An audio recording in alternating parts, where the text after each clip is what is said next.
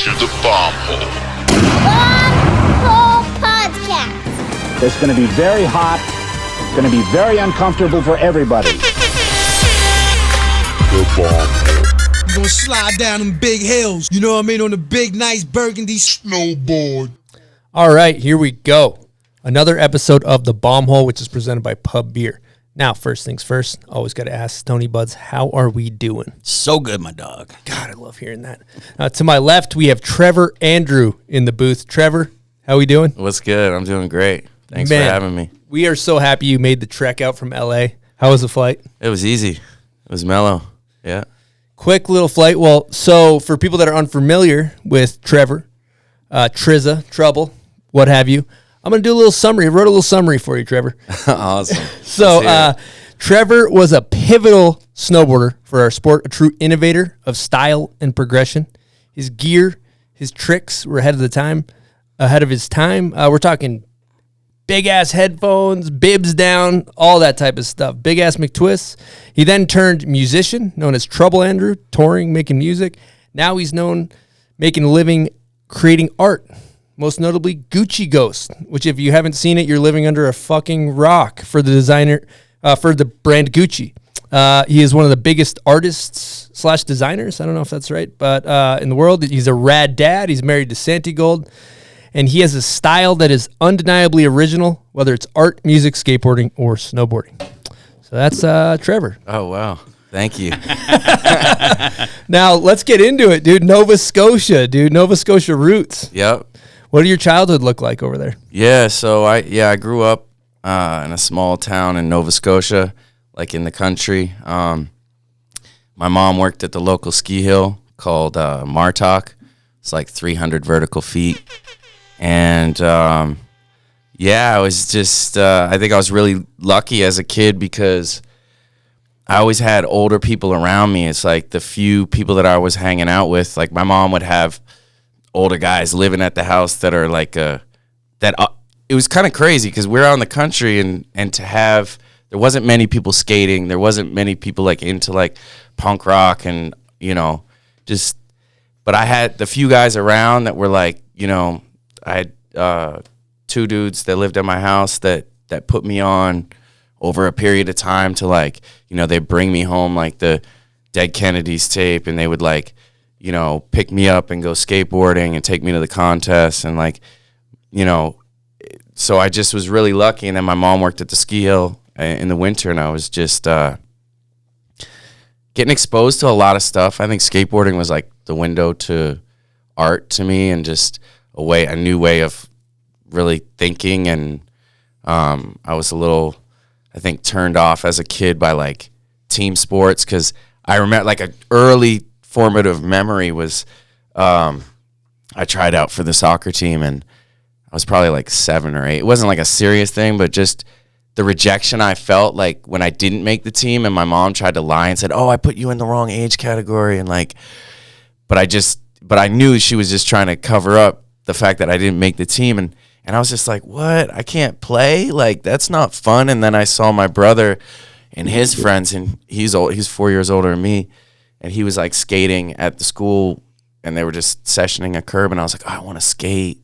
That looks so fun. They're all encouraging each other and there's like no right way to do it and no wrong way to do it. And yeah, I guess through, from like 7 to like 12, I had my brother and I had these older guys that were around that were like really sharing, skating and just like a whole different way of living life to me, and it really stuck hard. And then when I discovered snowboarding, I remember my mom coming home from like the ski hill with a catalog, and it had like Black Snow snowboards, and I got one for Christmas, and it was just like, it was amazing, but it was just like, it just seems, and the amount of freedom I was given as a young kid to like go on the road with these dudes when they're like 10 years older than me and I'm, 11 or whatever, to go drive down to Maine to go to like Sunday River for a contest or like that type of stuff was really special that I had. It was almost like crazy. I think a lot of parents would be like, hell no, like I'm not letting my kids do that, you know. But I was lucky, and the guys that really, you know, they were really looking out for me, as much as they were, you know, in some cases pretty wild out, crazy dudes, but they always, you know, looked out for me, and that I think really opened my mind to see the world differently and go after the things that I love to do, you know.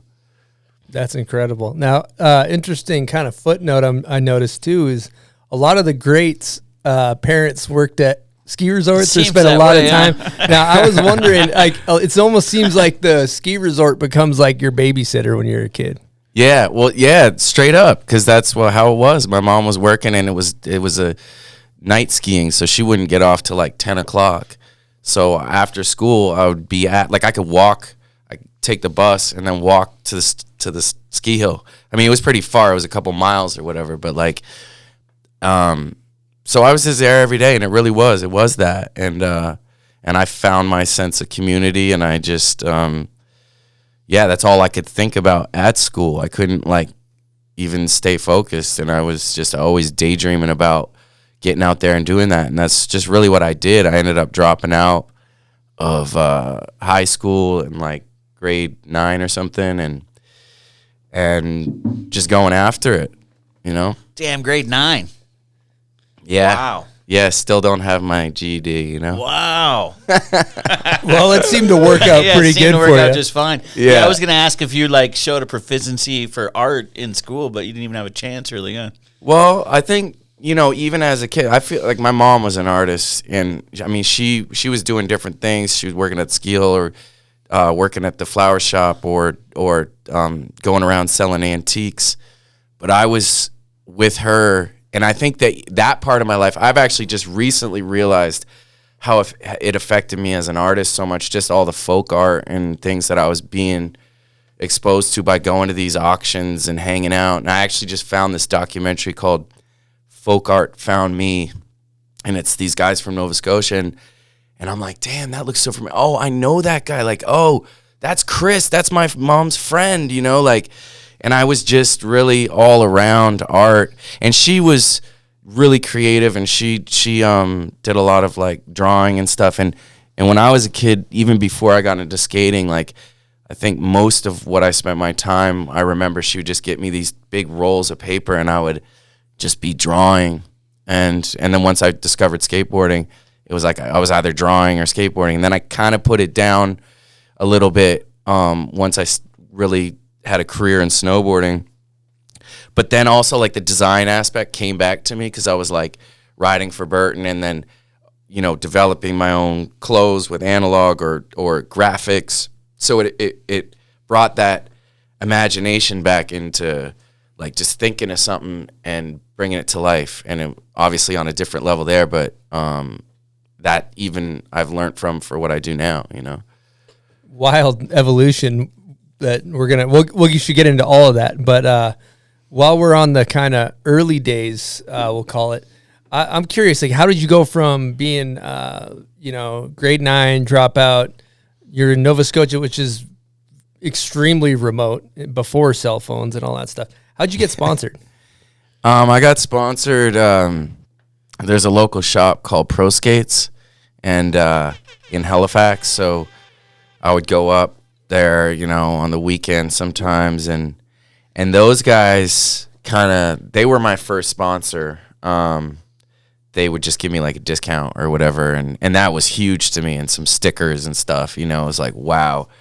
But then they introduced me to a guy named Jason O'Reilly, and Jason O'Reilly was the local Burton rep for the Maritimes, and he really took me under his wing and started bringing me around, and, you know, I got my first free board and went to nationals, and then, like, when Burton went to Newfoundland for the first, like, pro photo shoot over there in Newfoundland, it was, like, Brian Aguchi and Rippy, and it was like, say, it was for me. I think I was around 13. It was when the Evil Twin board was out, and I went. Actually, it wasn't out. It was like when we just saw it for the first time, and I was over there, and I'm actually in that video getting some. That was my first trip. My first shot, I'm like, you see Brian and Gucci go around the rail, and I'm like in the background, I'm like, that's me. That was my first shot. And you're 13. Yeah. That must have been sick. Yeah, for sure. Yeah, and that's really how it started, because then I just started competing locally and nationally and doing well, and that just started bringing me further. And then World Cup and, you know, the contest was really like my first out and my first chance to like shine, you know, and get attention. And that's what, you know, a lot of people maybe don't know. Maybe they know you as an artist or Trouble, but you know, your start was like a lot of competitive half pipe riding, you know, back in the day, right? Yeah, like it was, started with like slope style and half pipe, because we didn't even have a half pipe where at my local mountain. So the first contests were like slope style at Sunday River. That was my first big win. Like, I remember I went down there and there was like Alva Wendell and like what's his name was there, I think, too. I can't remember, but it was. I think I know who you're talking about. Yeah, do you know Alva Wendell? Yeah. Yeah. So like that was a big moment for me, and I was just young. Around that, maybe it was pre that Burton shoot. I can't remember. It was like 12, 13, something. Then I started, traveling out, doing nationals, junior worlds and stuff, and that's when I really started going hard in the half pipe. And that was what really brought me around the world, man. Just going to contests and You know, how'd you get so good at pipe without having one around you? Just when you traveled? I would just show up and just like have to learn. Like, I remember I went to a World Cup, and that's what I just recently transferred all these tapes, and I found like me learning a McTwist at this World Cup at Mont Saint Anne, and I would just like pull up early and try to get some shit in. But I was like full like barrel rolling, like it wasn't. But I would just get in there, and I was just so excited just to get to ride a pipe. So, and then I guess as the contest became more frequent, I just dialed in, you know. And I grew up skating mini ramp. Me and my friends used to build mini ramps, and I'd even compete a little bit skating like locally. And so I think I just definitely like transitions were fun for me. Yeah, natural coming from a skateboard. Now, I got a question for you, because I was talking to Anthony Vitale, your old, he was a West Beach team manager at the time, and he was saying that back in the day when you were a kid, like you would send him letters and stuff. Yeah, he still got him. I was just telling somebody that, I used to write Anthony, because West Beach was actually one of my first sponsors as well. I was on the like Burton kind of float thing. I went out to do nationals in BC, and Devin was there, and Roberta, and I remember they like were like, hey, you know, they saw me riding, and I had these big like cut off jeans, and they're like, we want to get you on West Beach. And I was like, wow. And so I did. I got on West Beach, and I remember like, I used to write Anthony and be like, I just learned like backside fives or like whatever, and I would just be like reporting in like, but I was also really geeked on like being able to share on a creative level, because I was like immediately already like drawing new logos. The first design that I ever had manufactured was it was like a ripoff of like a Popsicle Pete logo that I did for West Beach, and they made it, and like that's kind of what was coming out of me like writing back and forth too. I'd be like, I got this T-shirt design, like, you know, which is when I look back to that, I'm like, damn, I'm still doing that. Yeah, it's the first step in your design career. How old are you at this point, you think? Yeah, maybe like 14 or 30, I don't know. So, that's crazy. Yeah. So that's another thing we should talk about too, is in terms of style too, because I think, you know, early days of snowboarding, it hadn't refined style, and also style in the form of like clothing and fashion and whatnot. And I think like maybe JP and Jeremy Jones, maybe they get credit for a lot of this stuff, but I feel like you are a huge part of, you know, the first person I saw wearing overalls or bibs, and then they were down, so they were dangling, and then big ass headphones and the Oakley O frames or A frames or whatever they were above them, and like launching McTwist. And I'm just curious as like where that inspiration came from. Right. Yeah. No, I mean, I was just trying to be Christian Ozoy, you know? Like, so I just had the suspenders down. Same with like Steve Cab, you know? But yeah, I guess just it came from everywhere. It came from like definitely, I think the root of everything that I was bringing to snowboarding and that energy definitely was stuff that I learned through skateboarding. And that was music, that was like just all that, those moments that are like burned into my brain, like when I watch, you know, like Wheels of Fire as a kid and like seeing, you know, Christian and like you know, and then like the early snowboard movies like New Kids on the Twalk and like HHH maybe. Yeah, exactly. Dale Rayberg and like Roan Rogers and that whole vibe. And then definitely like again like the music side of things, all of what I was listening to, because I've always just had like a real eclectic musical taste, you know, from like hip hop, punk rock, post punk. I mean, even now, like I grew up listening to country and I hated it, but now like in my older age, I'm like, oh yeah, I fuck with country, you know? That's so It's killer. funny sometimes you're driving in the car and you've always not been down with country and you're like, God, I can understand why people like this. Yeah. Oh yeah, totally. Yep. Cool. We happen to have a guest question from Russell Winfield, so you got to throw those headphones on to hear what he has to say. Sure. Here we go. Grandies, Stone, Trev, Russell Winfield here. Trev, I got a quick question for you, bud. What was it like being a Grom and growing up around Sean Johnson and Sean Kearns? And how do you think that shaped or molded you into the human you are today? Thanks, fellas. Holler. Oh, rad. Yeah, Russell was just over yesterday and we were actually watching Whiskey. And I was telling him, yeah, man, I remember like riding around with Johnson and Kearns, and like it was kind of later, like they were, because I was rolling with like Dufficy, and like Johnson would be like, get out of the truck, you guys fight right now, you know, we'd be like, what? Like, He's such a nice dude too, Dufficy. Yeah. You must really. Oh my god, dude. But no, for the most part, like just seeing, I think that probably, you know, really affected me in a big positive way, but then also just I think it was just natural. They weren't the only dudes that I saw shit like that was happening, you know. It was natural to, and I was a little older by that point too, but I definitely was like really honored when I was asked to be part of like Whiskey 4 or whatever it was, you know.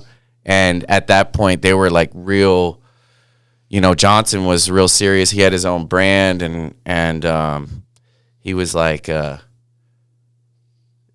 they're just like, you know, it was wild. Like Whiskey, I think growing up and seeing that from a distance, it's almost like it was a little almost frightening and intimidating in the beginning. But when I was like actually got to be in that world a little bit, it was still frightening and intimidating. But when Whiskey 4 come out, did you still have to break a bottle over your head? No, by then it was like, shit? yeah, it was, nah. It was a little mellower. It was super mellow. It was super mellow. Whiskey 1 though was a crazy. A lot of boozing, a lot of mayhem, a lot of debauchery. Yeah, for sure. I definitely tried to break a bottle over my head, never pulled it. Yeah, well, first came out. it was like something I think we all did. Yeah, It's like, we oh all no, did. you can like put a rock in it and it'll break easier, you know? And then you just risk cutting your head open. Yeah. But I definitely still like watch that movie a lot. I mean, I probably watch that whole, always in my studio. I've got like multiple like VHS TVs that I've hoarded like snowboard and skate videos and just things that, and beyond that, but like I definitely go back, and just the soundtracks and everything, Sub Society and all this. That's where I was like, Hard Hung and the Homeless was amazing. My first one was Snowboards in Exile. Yeah, that one was I got that for Christmas with Bored with the World. And yeah, I mean, to this day, I like definitely like I see how that influenced me and like so deeply with the music and just everything. I love how you brought up New Kids on the Twalk too. Everyone brings up Hard, Hungry, and the Homeless, but that one doesn't get the play that it deserves. Yeah, New Kids what a on the sick Twalk. name for a movie. Yeah, it's so good. Such a good movie. You seen that one? I haven't seen it. You No. like, pull that one up. Yeah, it's a classic for sure. Chris Roach. Oh, he's a Pocahontas too. That was a sick one. Yeah, for sure. Mount Hood movie only. Like that, it must have made it in one summer or whatever. Sick movie though. All right, we're gonna fire up a Patreon question for you, and this one is from Benny Pellegrino. I think he sends in one every week. Yeah, he's a. If he doesn't Thank send you, one in, Benny. we should probably check in on Yeah, him, make sure he's okay if we don't get one. Yeah. Every week. Thank you, Benny.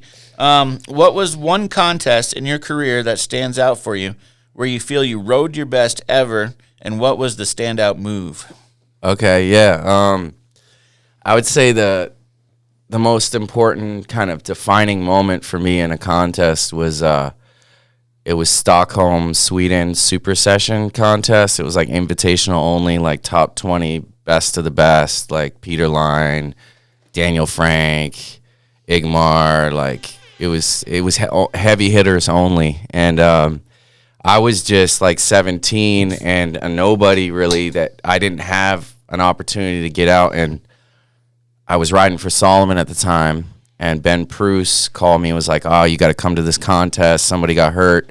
You got to pull up." And so I did, and I ended up winning the contest. It was like $50,000, and like I did like a cab 7 or something, and that moment, yeah, it jumped everything off for me because it got me the attention and the support I needed to like live my life as a pro snowboarder.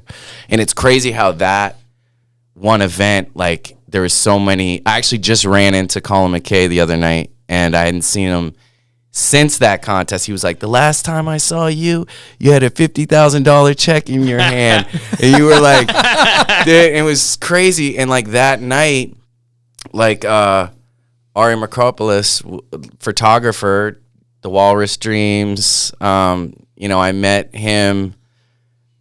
He was shooting for Burton, and like he was at that contest. And that contest, when that happened, fast forward like 15 years, I ran into him the night I'd lost touch with Ari. Ran into him the night of, it was Halloween 2012. I hadn't seen him in probably 15 years or something. And I'm skating around with John Summers and the ATL twins, and we were in New York, and I pulled up at this party. I just got back from the Philippines DJ, and I bought some bootleg Gucci fabric, cut eye holes in it, was like, I'm going to be GucciGhost, and went out into New York, pulled up at the party. Ari was there, and I was like, "Yo, Ari, Trev." And then we started hanging out in Brooklyn. Fast forward 3 years, he gets commissioned by Gucci to shoot their lookbook. He's like, "Oh, you ever hear my friend Trevor Andrew, GucciGhost?" Like, and then they were like, he showed them the stuff, and then they called me like the next day, like, "Can you come to Rome and collaborate?" So it was like crazy how that one night brought so much to my life. So that wasn't a very short answer to it, but that was definitely a defining moment, Yeah, that's an important night. That's wild. I didn't realize that about Ari, that whole connection, because it might have never happened with Gucci had you not met him. And yeah, that's really Done cool. well at that contest. And $50,000 too at that Well, age. That must have been wild. Yeah, that was insane. Like going back to Nova Scotia and like being like, "I'm dropping out of school." Yeah, there you go. That's why you dropped out of school. Okay, let's go. Mom, take me to the mall. I want to buy a Gucci watch. Legit, like I did that. Were It was- teachers hating on you? Yeah, I remember a teacher telling me like, "You're not gonna be shit. You're never going to amount to anything. Yeah, basically, like, what are you doing? And I'm sure my mom was hearing it, like, well, you're gonna let your son just drop out of school, and Your mom believed in you, though, huh? yeah, she believed in me, That's and cool. she was like, and that's, I mean, to be able to believe in yourself is such a huge thing and such a challenge for most people, and to have people around you that believe, my mom, the older guys that were around, like that allowed me to kind of approach everything in my life that way, where I'm like, yeah, no, I believe this. I know I'm right, you know. Yeah, and then follow through with it. Follow through, you know. Because I feel like if I told my mom I wanted to drop out of school, they'd call the police or something. In the States, they don't really let you do that in ninth grade. Shout out to those supportive Yeah. parents, though. Yeah. That's crazy. That's dope. We got another guest question from Mikey Rents, so you got to throw those headphones on again. Here we go. What's up, Bombhole? What's up, Trev? Hope you guys are having a good time in the booth. My question for Trev is just from watching all the indoor arena, quarter pipe contests, big prize money events. I'm just curious if Trev could maybe ballpark a little estimate of what he thinks his McTwist earned him in prize money. That's a great question right there. Dang. Yeah, the McTwist did well for me. It's kind of like repeat. It's like doing G's, you know? I would have to say, Mikey, dang, well, it's close to an M, man. Close to an M. Damn, son. That's good money. That's Now, McTwist is really coming we through. were just talking about this. This is a debate we have on the show. And basically, you know, I want to know, like, at what age the oldest human is going to be capable of doing a McTwist and who that human is going to be. Who he's gonna be. And I think, like, you know, the names in the hat, it's like Todd Richards, Turrier, yourself. Yeah, he just dusted one off this You just this did one season. last year. Yeah. At what age do you think you're going to be able to McTwist, though? Well, I hadn't done one in like 15 years, and to go back and do one when I did recently, it was like nothing. Was you know? it in a quarter pipe? Yeah, it was a pretty decent sized quarter pipe in the backcountry. Wow. And it was, yeah, it's all there as long as man, I'm definitely a contender, you know. Sick. You know, like I could definitely see me pulling off a McTwist into my 80s. So let's see. It's 2022 right now. In 40 years. 40 years. So that'll be 2062. Wow. 2062, we'll have to get like you, Turrier. We'll have to get, I don't know who else. Todd's a bit older You know, than him. Jeremy's got a good McTwist. Jeremy Jones. What up? Maybe Yeah. Kier. Kier could probably serve one up. Jeremy might try to do one off a tree or something, though. Yeah. Which still works. I think that's still... JP Yeah. Walker, too, actually. He is actually a He sleeper did one this McTwister. season. Dude, Danny Davis. Oh, yeah, Danny Davis. Oh, Yeah. There's a lot of people, I bet. Danny Davis has got a real nice McTwist. 2062, we'll have to make this happen. To make a little challenge. Put it in your calendar now, Trevor. I know you're busy. You're pretty fucking busy. Put it in these there days. now, maybe it'll happen. Yeah. No, I'm with it. Now, I got another. I'm kind of curious about this on a personal level. Like, I feel like to be good at something, you have to be like obsessed. And you seem like a fucking obsessed person, whether it's Yeah. like art, music, McTwist, whatever the fuck it is. Like, what % of your brain is like consumed by snowboarding when you were just snowboarding? Like, it's kind of a weird question, but Yeah, I think that no, it's not. I mean, being obsessed is definitely a big part of it. Like, I think that everything that I've done in my life, whether it's snowboarding, skateboarding, music, design, art, all these things, like the reason why I can do them well is because I obsess and I really go in and I really actually love it so much. And like, I think to be great at something or successful at something, you have to really truly love it. As kind of corny as that sounds, it's real, man. Like, because if you're losing track of time, like you know you're going in the right direction, you know. And it's like anything that I've lost track of time at doing that I just love doing, I pursued. You know, I'm like, this is worth my time. You know, if I can lose time doing it, like it's worth it. Because if you're doing something that you're not that like the days are real slow and it's, you know, it's not bringing you joy, it's probably not the thing for you. There's definitely something out there that is for you that will, you know, make you happy, and you'll lose the track of time. But yeah, I think it's natural to obsess on those things that you love that much, you know? makes sense. Now, inversely, I have another kind of question. I feel as though I'm a person that obsesses a lot as well, and other areas of my life have actually not benefited. It's been bad because you get too too obsessed with something and you lose your balance. Do you ever feel like you get overly obsessed and other areas of your life fall short? And have you been able to find balance? Yeah, I think that the balance part is, I think, just naturally the way that I've been. Well, for snowboarding, for example, like when I felt it wasn't, I could have kept going and kept trying to do another video part or do another contest. But when it didn't feel like something that I was truly like loving in that moment, or I was like, or it wasn't necessarily that I wasn't loving it. Maybe there was just something that was there that I'm like, I'm really excited about this, like music. When I had my first injuries or first real ones that put me out for some time and I discovered the music, it was like when I came back to snowboarding, I wasn't as, because there was something else there that was making me so much more excited that like it kind of naturally, I just stepped away from it and had the courage to do that and go, you know what, I'm just going to do this, even though it wasn't, proven that I could make a career doing it. Is just like, you know what, I'm willing to take the risk because this is making me feel right now. And from music, I've had the same thing where I kind of bounce around from things. And I remember there was a moment even with the music where I started doing more film stuff. And I'm like, I want to do, I was shooting like videos for Zoe Kravitz's band called Lola Wolf. And I was like, that was the first time I was stepping away from my own stuff. And I was like adding a visual or an artistic aesthetic to somebody else's work. And that was really exciting to me. And then I started doing like the street art stuff, and like I kind of bounce around from thing to thing where when I have those moments, it's like when you discover those songs that you're like, oh, it gives you that feeling where you're like, oh, I got to listen to that again. It's like, you kind of struck gold there. So it's like, that's when I have those moments, I really kind of like drop everything and obsess, I love that. If I'm what I'm hearing is like, it's like your passion is your compass. Yeah. And whatever your passion is pointing towards, you're fucking going all in. And it takes a lot of creative courage to do that. Because your comfort zone is snowboarding, which is, I can get paid snowboarding.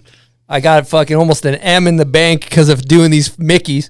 Like, I know that's there, right? So it's like, but then you're like, well, I'm going to do music. That takes a lot of creative courage, too. But I like the passion compass thing. Like, whatever you're passionate about, fucking follow that thing. Yeah. It seemed like you transferred into music quick, too, because I remember you were snowboarding, and then next thing I knew, I was at a trade show in Vegas, and you were on stage for a show, like doing a concert. Just like, damn, dude. Yeah. And you were good. Oh, I appreciate it, man. That was like, it was crazy because that was the first songs I ever wrote, and it just, I had that, like, I had a ACL surgery, and I was down, and I was in Philly, and I just met my wife Santi. Just give her an air horn.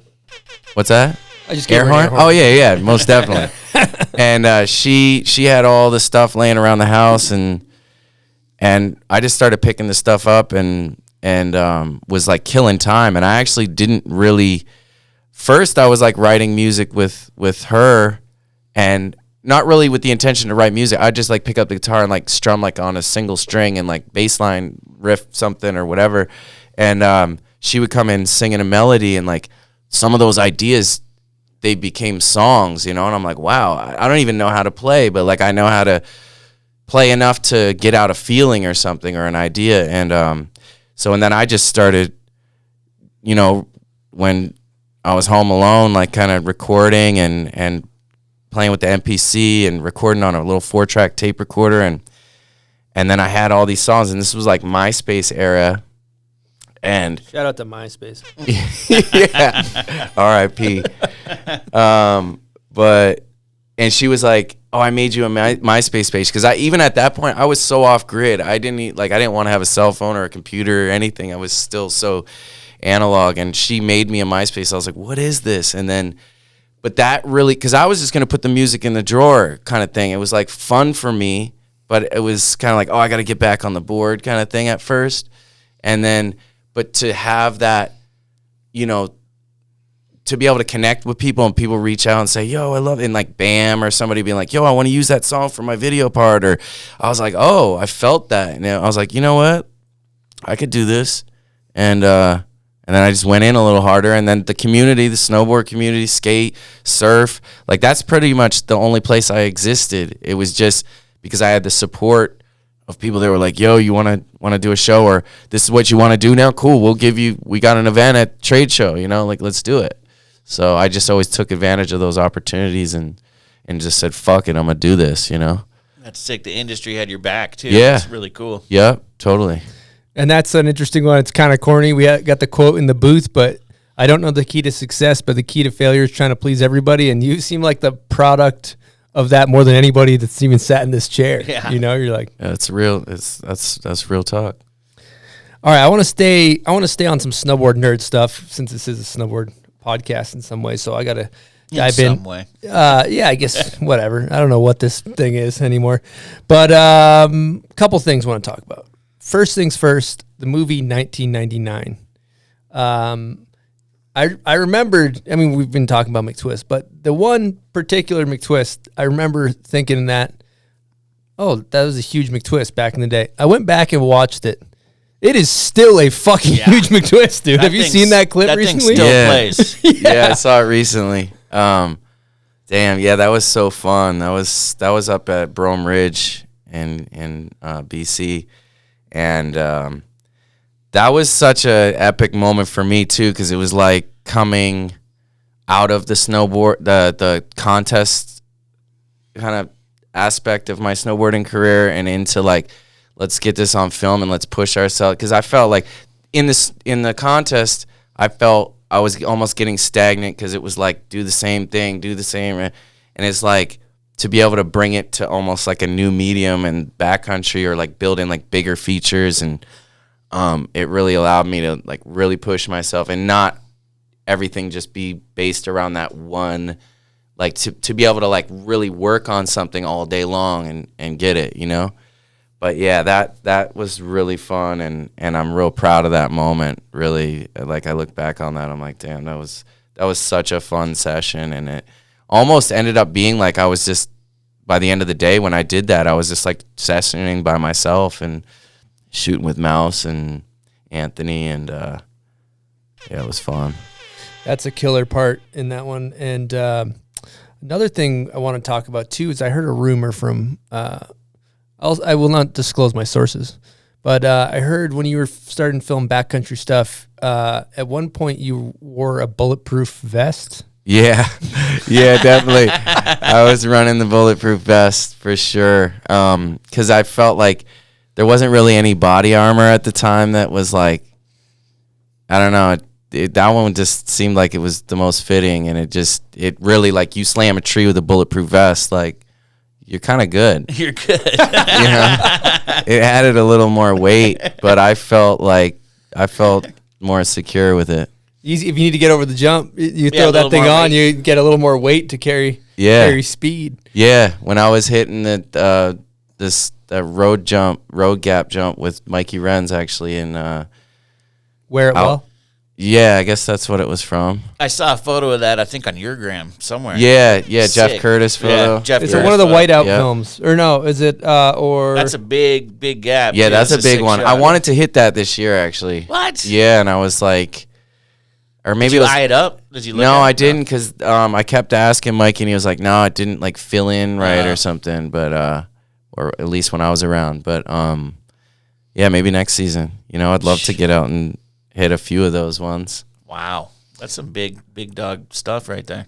Yeah, I gotta put on the bulletproof vest. Put on the vest. I need to see that. I want to see that photo. We got to make that happen. Yeah. Now, I heard a couple other rumors we got to get into. I also heard that you had, like, at the time when cell phones first came out, you had some pretty obnoxious cell phone bills.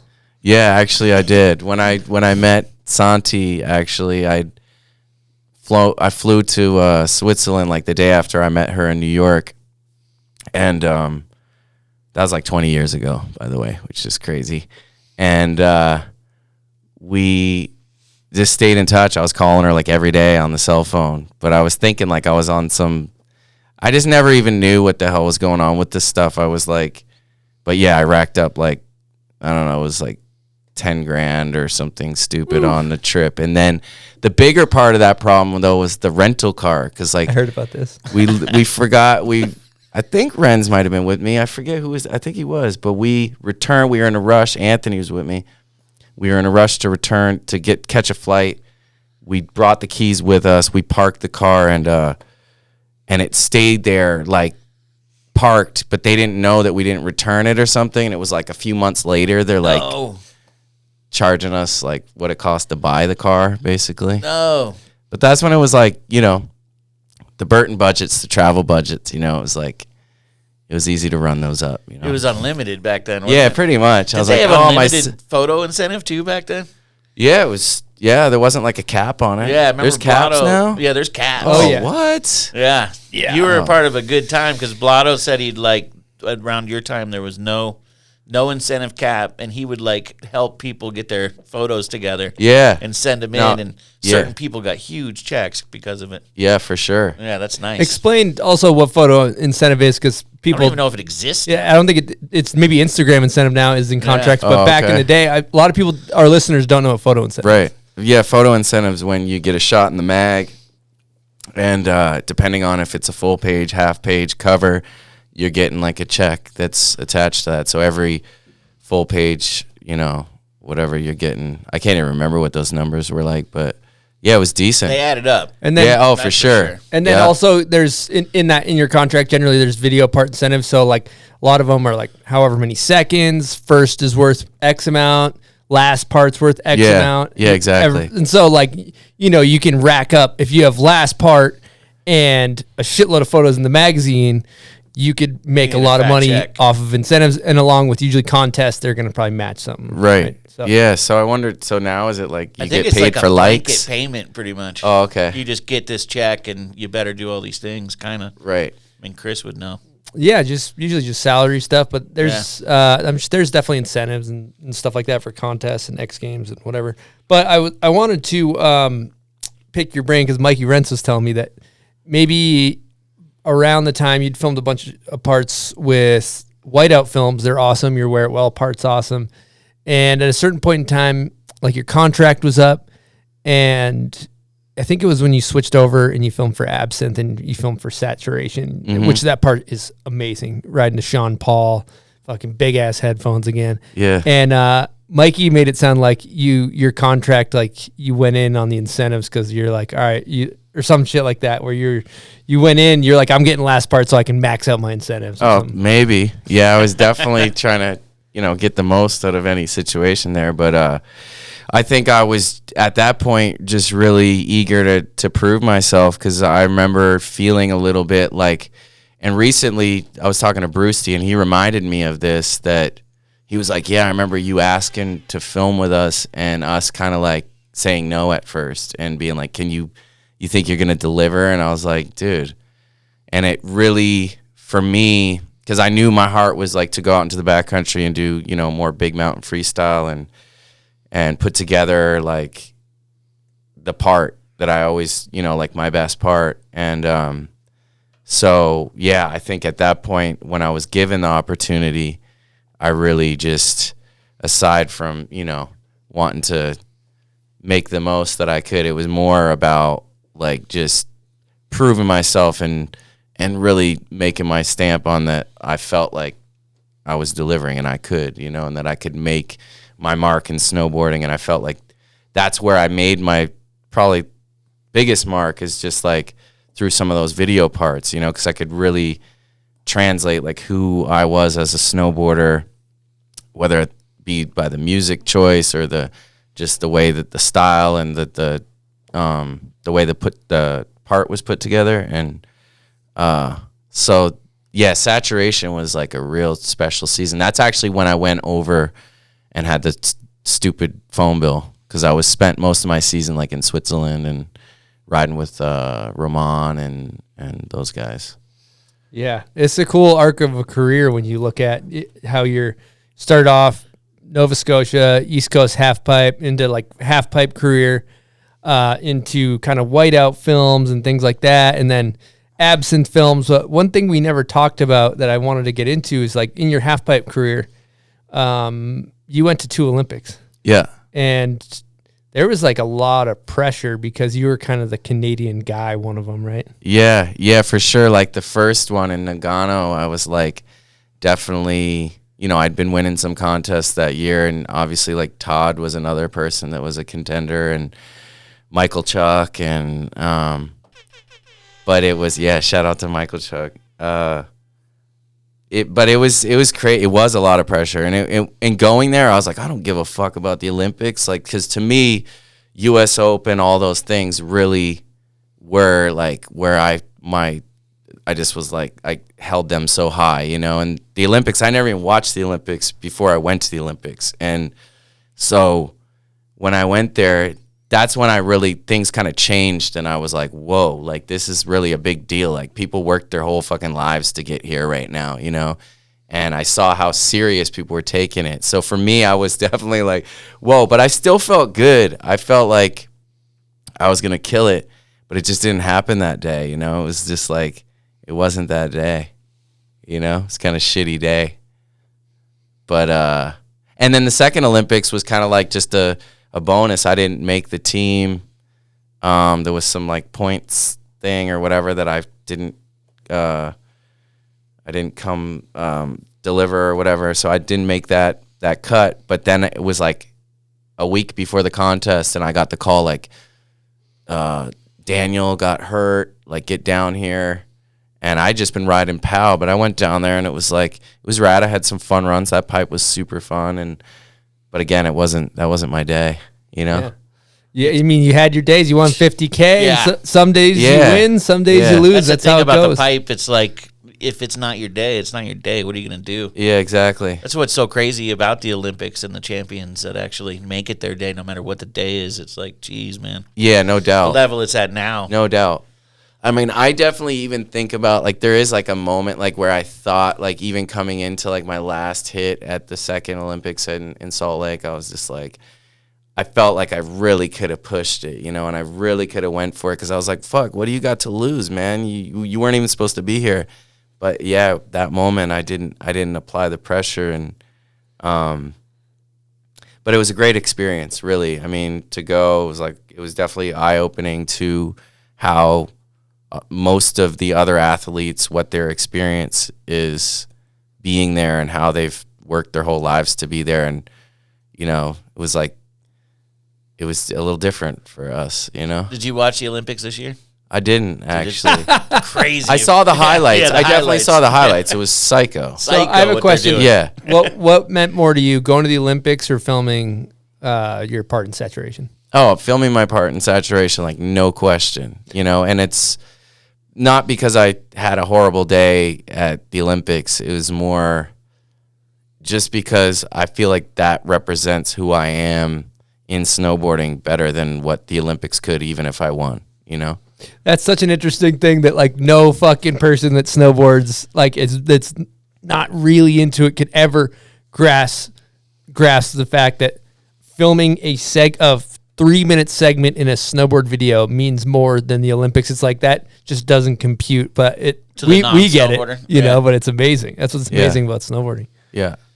All right, I kind of want to take a little left turn and hijack this one a little bit because we went to Newfoundland years ago, and the thing that's really, really cool is you were talking about your first trip to Newfoundland with who was it? Gooch and them, right? Yep. Well, when I signed with Solomon, my first trip paid for, like, with Solomon, right when I got on, was with Hava Fernandez and Scotty Arnold and yourself for Transworld, and Scott Surface was shooting photos. So my first ever, like, paid for trip was when we went to Newfoundland. Yeah. Like, I just got signed, and I was with Trevor Andrew, and I couldn't fucking believe it.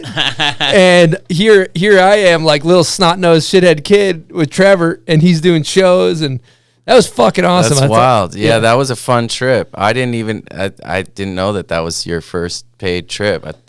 But yeah, I saw you guys really working, and I was kind of like half-assing it on that trip a little bit. But it was it was fun. It was, I mean, such a rad place to visit. I mean, Newfoundland. That town's incredible. So cool. I love it there. So it was nice to be out there with you guys, and definitely I had some, like, squad with me that you met. Obviously, those guys, like, one of the guys, Scott Doucette, was one of the Yeah, Deuce. He was one of the OG like pro riders from my mountain before me, you know, and yeah, good people. That was a really special one. And the funny thing too was like Trevor was doing shows at night. So I think St. John was one of the big cities, right? So I think so. And so we would like snowboard all day, and then You guys weren't in St. John the whole time? we went both sides of the Newfie. Oh, you traveled all Newfie? Yeah. Yeah. It's not a huge place, but St. we were John's on a both cool little sides. spot. It was awesome. Yeah. And then Scotty Arnold and I had recorded some songs of our own. Yes. And we actually opened for Trevor and rapped on stage, which For was his crowd. You let these guys open for It was you. huh? amazing.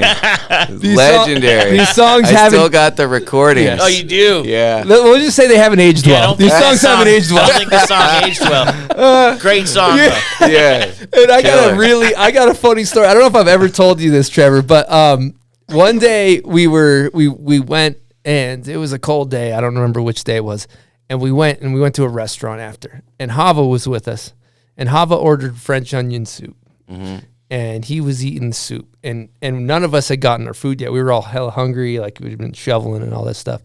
So Hava gets the soup, and we were all kind of tired and stuff, and he's eating the soup, and he's like, "Oh, this is so good." The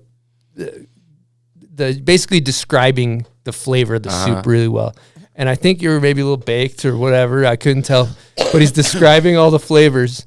And at one point, he kind of stops describing the flavor of the soup, and you go, "What else?" Like you wanted him to continue describing the soup because we're all so hungry, and that became a thing that we said all the time. Really? Like with our friends, we'd be like, "What else?" Like, and so much to the point Instagram that name? Louis Paradis, the best gibber on the fucking planet right now, his Instagram handle is "What else." No And way. it's wondered how it's that from became you his name. describing like Hava's eating the soup, and you're just so enamored with it. You're like, "What else?" Like, keep going.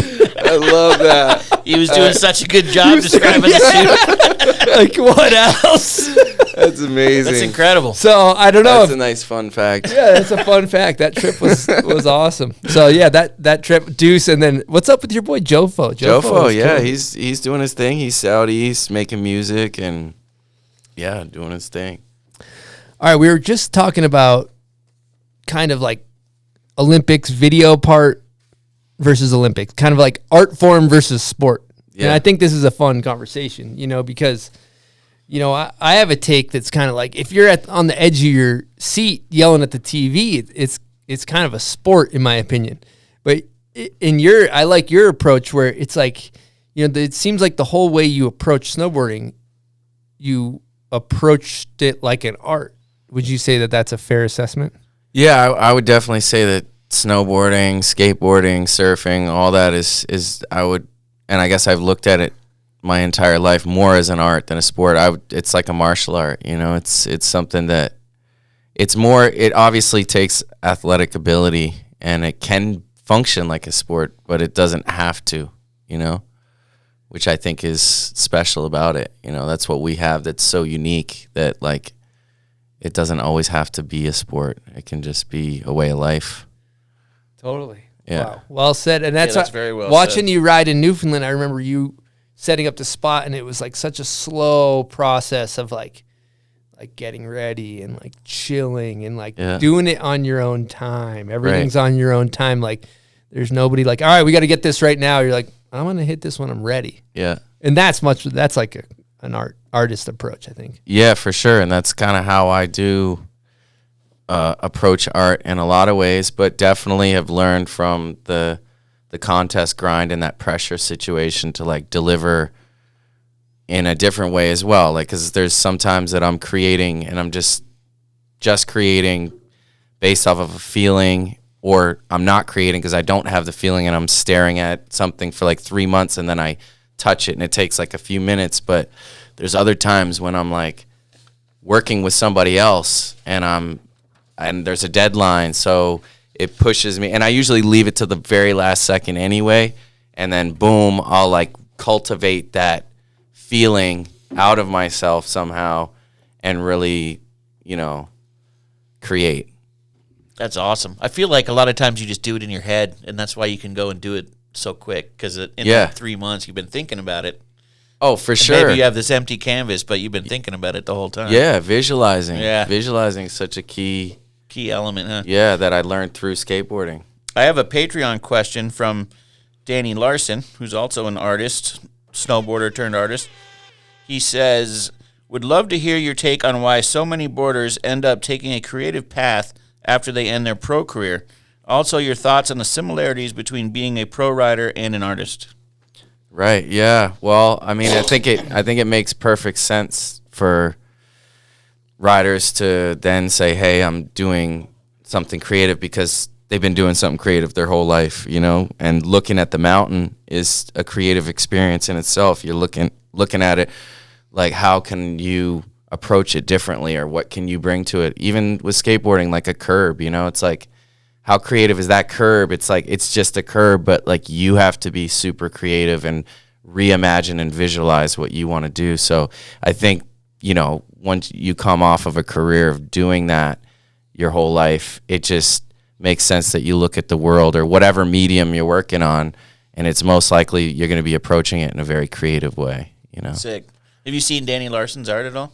I haven't. Dude, it's crazy. It's like, I don't know how to describe it. Fine point pen like, stuff, like very, very, like you got to zoom way in on it, and it's really, really intricate. It's like dope. With a fine point pen. I think It's really even, cool. maybe pencil even, or I don't know. Oh, I got to check it's that. really, really cool. Yeah. Rad. In his country, he's like one of the. It's Norwegian. Yeah, Norwegian. He's a huge artist out there. It's really cool Sick. to see his work all over town and restaurants and stuff like that. Oh, that's dope. Yeah, good dude.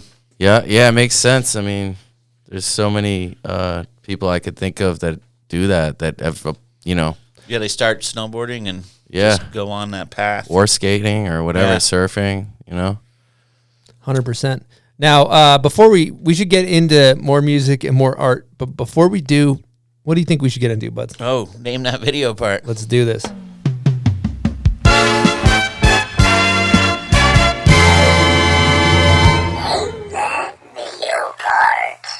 Okay, so Name That Video part is presented by our Patreon members, buds. That's right. Thank you guys for supporting the show and supporting us and letting us sit down and talk with people like Trevor. You guys kick ass. So I just want to say thank you. Now for Name That Video part, how you feeling, Trevor? Good. Yeah, let's get it. Okay, confidence level 0 through 10. You got to throw in the headphones for this one. It just depends, I guess, what kind of years we're pulling from, you know? All right, well, let's see how you do. All right.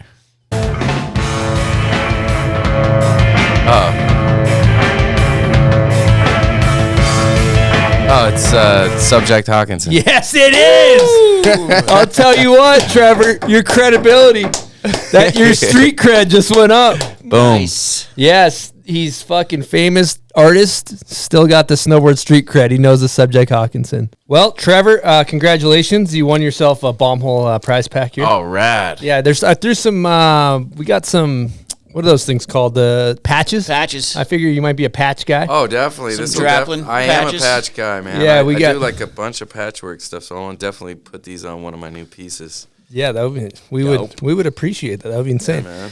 And Definitely. Thank you so much. so part 2 of Name That Video part. This is for the people listening. You don't answer this one, Trevor, but Okay. you might know it. You could throw the Yeah, let me headphones check. on. And so if you guys want to participate, how do they do it, bud? You're going to put your answer in the first photo of Trevor that we post announcing that he'll be on the podcast the next day The on Instagram. thumbnail photo on Instagram is where we pick our winner. So if you know it, as soon as this comes out, comment there, and you might get yourself what, bud? Prize back. That's absolutely correct. Here we go. I know this. Well, you can say it. We'll beep it out. It's part And from it's hold up. No? it's not. It's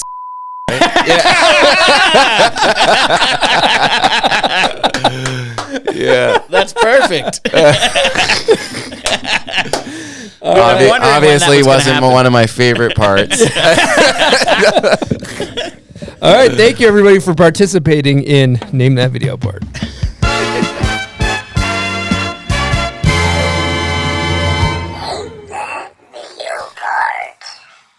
All right, let's talk about art.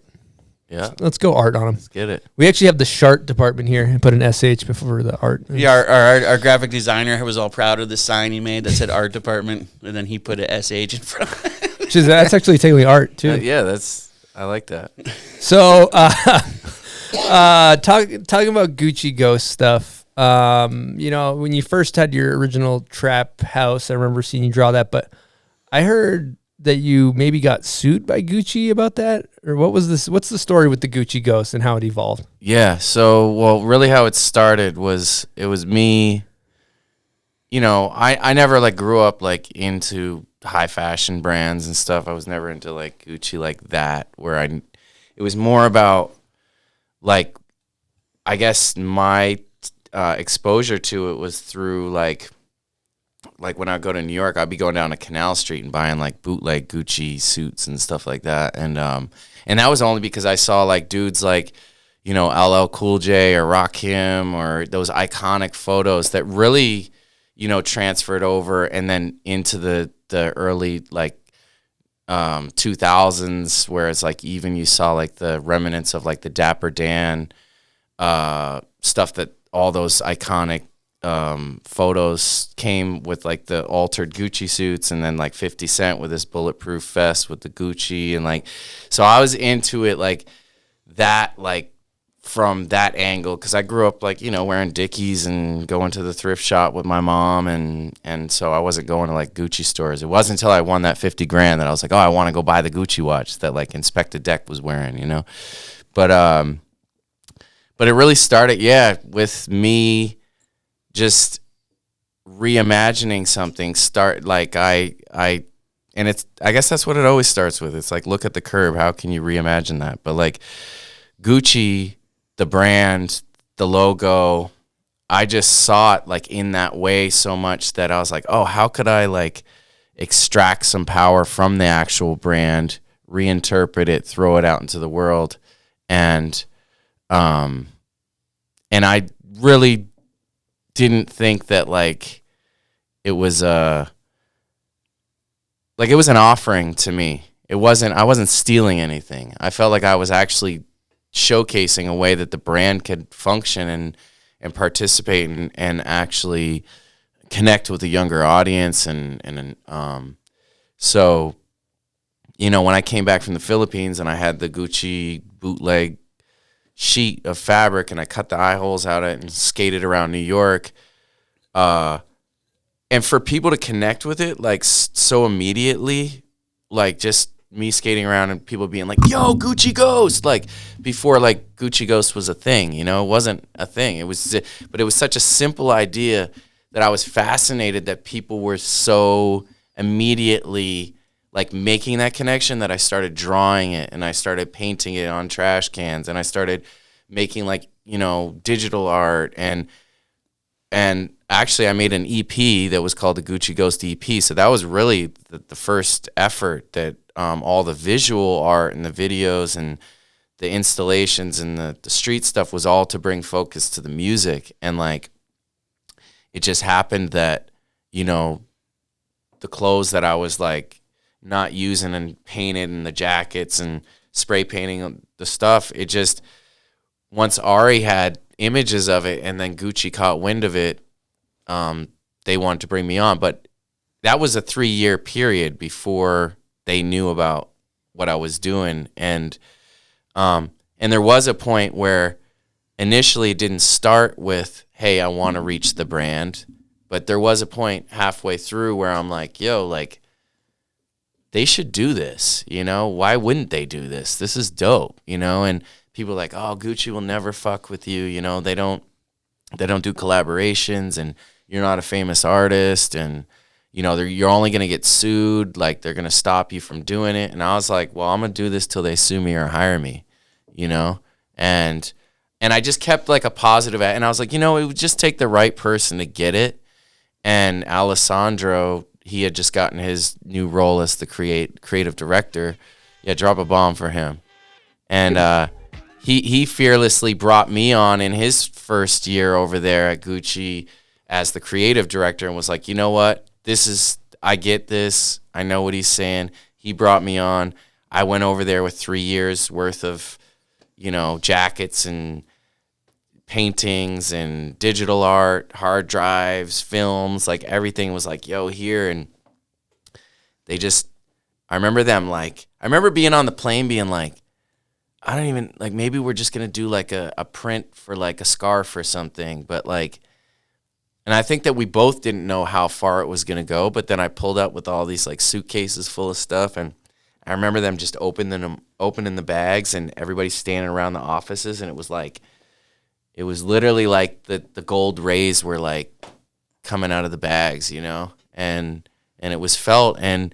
And Alessandro we just started working from that moment. He started taking all those pieces that I had made years before, and he started elevating them, putting linings in them, and like working with them. And then gave me an office, and I just started painting more stuff. And he would be like upstairs working, and I was down in my office, and then we would meet, and boom, it was just like a perfect. It wasn't like he could have been like, yo, I just got this job as the creative, like, don't fuck this up, like, do it like this or whatever. He was just really just let me do my thing and took his selects of what, out of all this stuff, and boom, there we dropped the first collection, and it went crazy, and it really showed the brand that, like, they didn't have to be so rigid, and I think I stripped it down and broke it down and brought some fun to it, and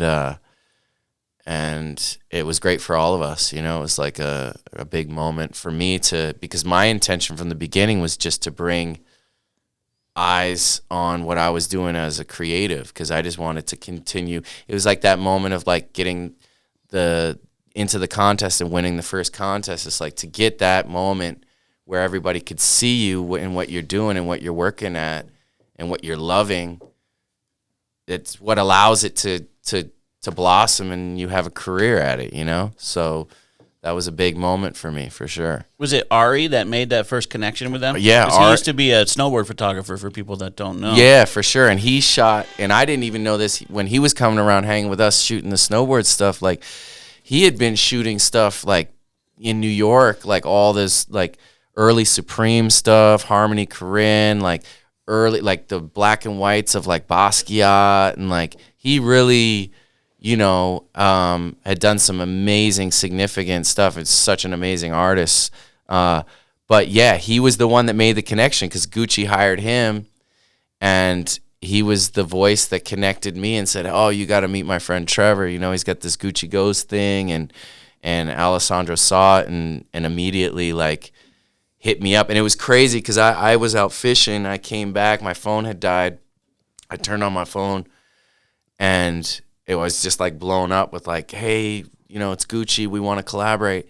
And just 3 days before, this was like 3 years into the project, like I remember even my wife said to me, we were in Jamaica, and I came home, I painted this whole house Gucci, and I was like, oh, check out this house I just painted. It's all Gucci. And she was like, when are you going to stop painting GucciGhost on everything? And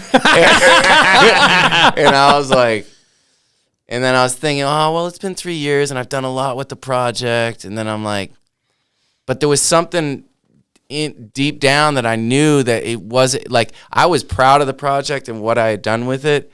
Did a lot of like, street art, and did some pop-ups and did some installations and a lot of different things. I explored so many different mediums using GucciGhost as like the theme, the mascot for it, and, but yeah. And then, to get that text 3 days later, like, and I remember like showing her at dinner, like, look, and it's crazy. And it's, it's no disrespect, because like the closest people to you sometimes, it's not everybody. You can't expect everybody to understand what your vision is. You know what I mean? And you've got to find that courage to know that you can do it. If we were all at the top of a big ass jump, I'm sure like a lot of our loved ones around us would be like, no, you shouldn't do that. Yes.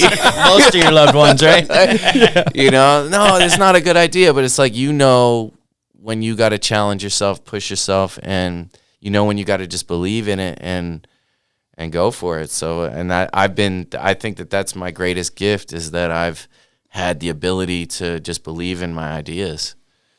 I remember seeing some sort of photo gallery where you see like 2 Chainz wearing the new line, and then in the same gallery, Elton John. Right. What was that like for you? Yeah, it was wild for it to actually reach the world, from like obviously just going over there and being at Gucci and them listening to me as, you know, a voice of what the direction is we're going. But like then to see how kind of the after effect of that once it actually reached the masses, and how it was such a, you know, eclectic group of people that identified and connected with it. You know, it was really, I mean, so humbling and so grateful for it.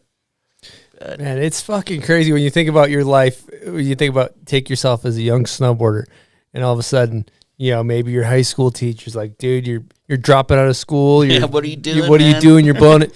Boom, you're catching a check for $50K. You're on Burton. You're traveling the world. You're a pro snowboarder, larger than life. Music. Everybody's like, what are you doing, dude? When are you leaving snowboarding? Boom, sold out shows.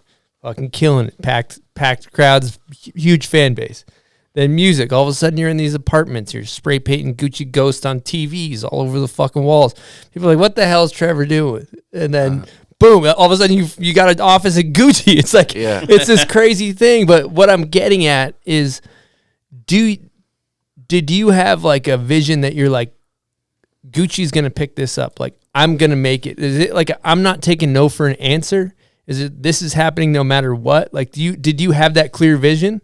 Or are you just like, what drives you to like push that? It's a vague, shitty question, but like, I'm just kind of, it seems like it just keeps working for you. And I'm just wondering what drives that. Well, I think it was just the intention of just wanting to do it just because it felt right. And as far as reaching the brand, there was a moment where I was like, you know, Gucci should do this, and I'm going to do it till they sue me or hire me. But like, I was kind of also content with the fact that like, I just was enjoying the process. I was enjoying the response and the reaction to the people around me to it as well. And that's what's, you know, often pushed me forward, and, you know, that support and that love you get shown. But, I mean, I did see it. I definitely saw it and was like, they should do this. Like, and it would just take the right person. And maybe that's a fucking shot in the dark, you know, but like I'm like, this is perfect timing, and it makes sense, you know, it's honest, and I think, you know, and I really like doing work like that with thinking out, like taking something that I see, but it's not just for me. It's like looking at when you're in a relationship, you can't really see what other people see when they're outside of the relationship sometime, right? So like when I do collaborations, I view it in that same way, where sometimes I can see something about them, the brand or the person, the personality, that they might not see themselves, and I know that I could like bring something that might connect and make sense, and I've just had a lot of luck with that, you know. Yeah, basically bridging that gap, huh?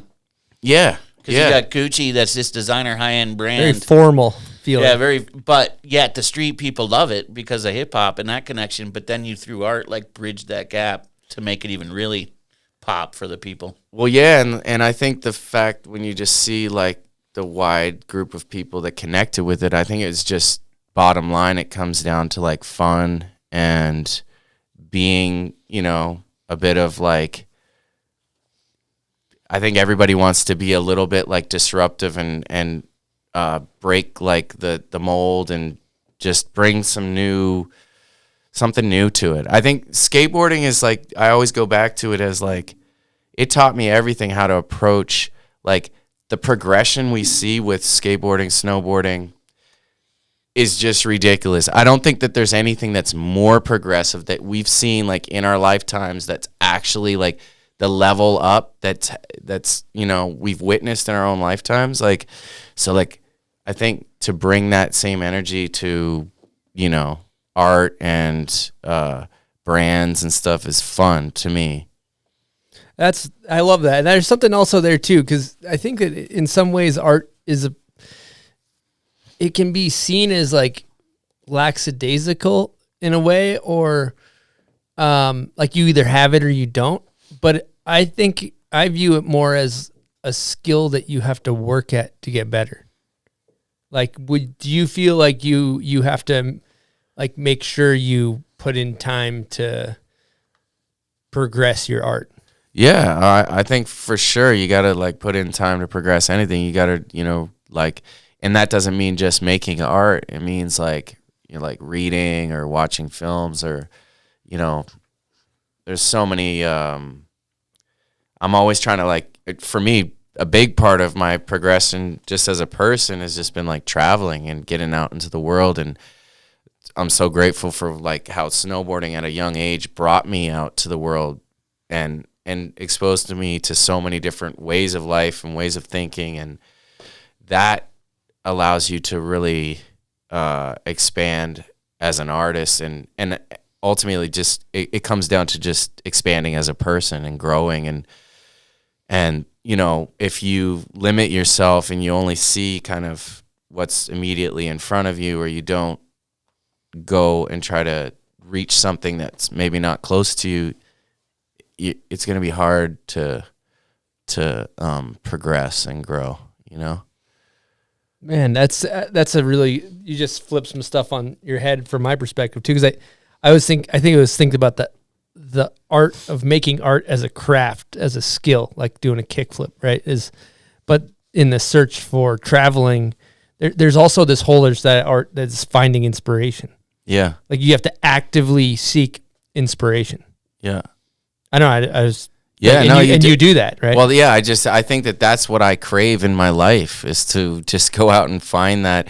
I think the inspiration is just the excitement, the feeling of discovery and experimentation, and just and then also that the glory of like pushing yourself to go somewhere new or do something that you thought, or that you had to work really hard at, and just think that's special, and I chase that every day. Like I'm always trying to find that, whether it be going back in time, thinking going into the future, or like just trying to absorb as much that I know will be like give me sustenance in that way. It's like I don't even barely, like I kind of watch a little bit of shitty TV sometimes, but for the most part, if I'm like watching TV, it's like I'm really actually watching something that like I feel like is giving me something. Mm-hmm. It's giving me inspiration. It's giving me insight to somebody else's perspective, and so I definitely watch like a lot of docs and stuff like that, and yeah, just trying to always just find that spark, and follow that, and make that as big of a flame as I possibly can, And it's random too. It's like, that's so cool. Oh, it I is. love that stuff. And like you said earlier, it's all about like letting the passion or the excitement be the compass, and just following that fearlessly and just going for it. Totally. And you don't do that without experience too. Like me and my girlfriend were just in Mexico, and we had to walk she wanted to go get these acai bowls. We'd walk so far. But like we're walking down this dirt road, and I'm looking around, I'm like, cactuses are so dope. It'd be cool to make a company with like a cactus as a logo. It's just fucking cool. You don't get that unless you go take a trip. And take a walk. Yeah, Or walk. cactuses. Yeah, it's an experience. Yeah, it comes from an experience, and I'm sure that's how a Definitely. lot of things happen or whatever, But those. So are you starting a cactus company? I don't know. I was on the plane ride home, and I was doodling a bunch Doodling of. some I was cacti? doodling cactuses. That's cool. And so I don't know. There's something there, but that being said, I just think like that doesn't happen if you don't go chase an experience like you're describing. I'm just kind of relaying an experience that And matched what he said. snowboarding 'cause you never just know what- puts you there too, Yeah. which is Yeah. so cool. Like those European countries and Asia. Oh, yeah. You just see everything fast as a young kid. Yeah, totally. And that allowed me to just absorb. I just absorbed as much as I could. Yeah, the first time you hit Tokyo, you're just like eyes open. Oh, just my like, God. Wow, what a place. Yeah, definitely. Another thing too, talking about like style too, I think is really cool. In art, there's like a lot of parallels. Like take for example, Shepard Fairey. You can see a Shepard Fairey painting. That's Shepard Fairey, right? Take for example, I don't know, J.P. Walker doing a backflip. You can see like it doesn't need to be. It can be far away. That's J.P. doing a backflip, right? And it's like for you, it's the same thing. Like on a snowboard, you're like, oh, Trevor's doing a McTwist. Oh, that's a Trevor piece right there. Like you just know. And I think that having that unique style, it's cool. It's just another correlation that both skateboarding, snowboarding, art all have in common. Yeah, definitely. Yeah, it's a, and that's what brings it back to the martial art conversation, or the, it's more than doing it like efficiently or fast or whatever. It's like it's about the way that your form and the way that you present it. It's really telling your story in the way that you want to. Yeah, I don't even know what it is. It to each person is so unique, right? So, and that's what's beautiful about it, is that it is like an identifier of somebody's take on whatever it is. If it's snowboarding, skating, art, whatever, it's nice when there's. I think the biggest moments that we've seen are when you can really have that clear. Oh, that's this person's thing, So when you got done with snowboarding or you got injured, did you ever have moments like, oh man, what am I going to do next? Or was it just you were so busy with music and then art, you've never had those stall outs that a lot of pro snowboarders get? Yeah, I mean, I think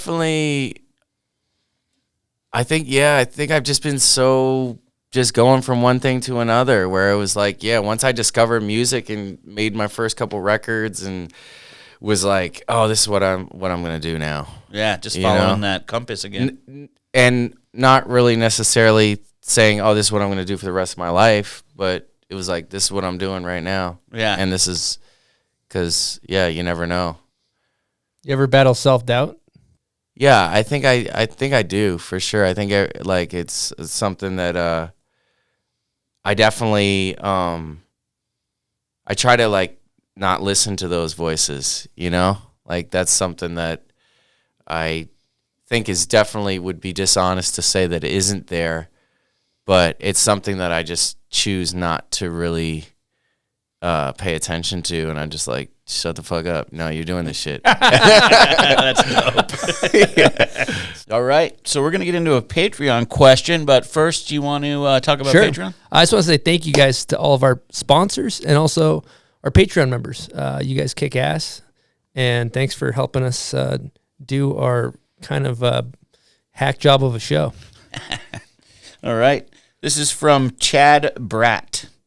How did you get involved in designing the paint scheme on Ken Block's new Pikes Peak hill climb car, and what classic race car livery influenced the look on Ken's Porsche? The livery, or how is it? How is it? It's said? a livery. Livery. I wasn't actually familiar with the whole livery talk. I've never heard it in my life. I was like, you mean delivery? What is it? Educate is this a delivery vehicle? What's the livery? It's the design of the car. Yeah, they just call it a livery. It's called a livery, yeah. So they were throwing that at you when it was time to design? Yeah, and the I was livery. Like, yeah, no, for real though. So livery is how you say it. Yeah. And it's just the look of the car. Yeah, it's the graphics. It's the but yeah, so how that came about, Ken actually reached out to me, and I know Ken from, obviously he's a legend in our space. Like I remember the last time I was actually probably in Salt Lake City, I came to do a show. It was at this crazy restaurant. I was like, we're playing at a restaurant? And we ended up, it was like not a great show. But then we went up to the Mountain Lab and got to ride, and I was like, oh, this is so cool, man. Like I would love to be able to do something like this. This is the fact that he's always created these amazing spaces for just getting rad on so many levels is amazing. So when he reached out to me, I was like, dude, I'm in, whatever you want to do. And he sent me a few, images of what the car would look like. And for me, it was really easy. It was kind of similar to creating the GucciGhost stuff, where it was like, it was just such an easy kill, because I knew that, when you're doing a Porsche, when you're like working on that level, it's like you got people like bringing premium quality and just so much attention to detail. So I just was super motivated to make something really rad, and I sent him through like so many ideas. I think that it was, when I'm passionate about something, I just go in, but I knew like the pink, the Porsche, the Hoonipig would just be like the jam, and worked with some of my, symbolic kind of patterns that I create, and just wanted to, it's an honor to be a part of that project. It really is, because it's, to see Ken take that art and make it go really fast. It's amazing, Did you put in a contract to send you one of those Porsches, or? Man, you know what? It's crazy, because after that, I'm like, how did I not make sure that I'm getting a Porsche car from this? Because that would have looked real nice. Right? And I asked him to drive it, and he said no. Oh, really? That's tight. He said you could sit shotgun. I think that's kind of a scary he thoroughly ride, though. enjoys scaring the shit out of people. Yeah. I know, I'm kind of scared of that. I'd prefer to drive, personally. I was looking at the art on that. The thing that looks cool to me is the fact that it's pink and it's kind of in like motorsports. In that It's kind of like space, yeah. macho. It's kind of like macho stuff a little bit. And I thought that was like a perfect, juxtaposition. Maybe Yeah, that's the word. break down those old ideas, man, and make, like, for me, I was like, yo, this is, pink always finds its way into my work. It always does. And like, I probably goes back to just like, I was saying to Ken the other night, like, like my first ProTech pink helmet that I got, that I wanted like Tony Hawk, that he had the pink one with the bone sticker. And it's like those simple things that like really affect you in such a big way in your life. It's like, I find within the art where it's not always a conscious thing. It's something that you think of after, and you're like, why is that always, and you're like, damn, maybe it was that my first ProTech helmet, like, Dude, That's a cool connection to make. 100%. Yeah, it's like the thing that's really the pattern I see with that. It's like Gucci is a very prestigious, formal brand that's like, professional and expensive, and Porsche is this big, expensive, formal brand. And then you take your art, which is, I would call it informal. It's kind of fun. It's kind of like not so serious, and it's kind of it's not like, it's like imperfectly perfect in a way where it almost reminds me of like tattoos with all the little scattered clip art on it. Yeah. And I think the clash of those two worlds with Gucci and Porsche and things like that it's a great, it's fucking awesome. Yeah, it's really fun, and it's again, it's a dream to be able to bring my art to that kind of platform and have it.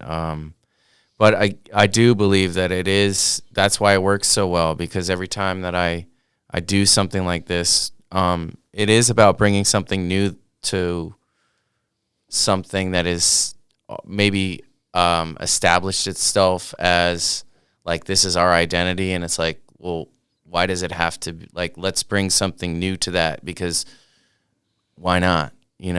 We can always, so yeah, I just dropped in and created a bunch of graphics and colorways, and created like a dope capsule line and a few different cars. 2 of them have been shown, and there's some other stuff in the works that's going to come.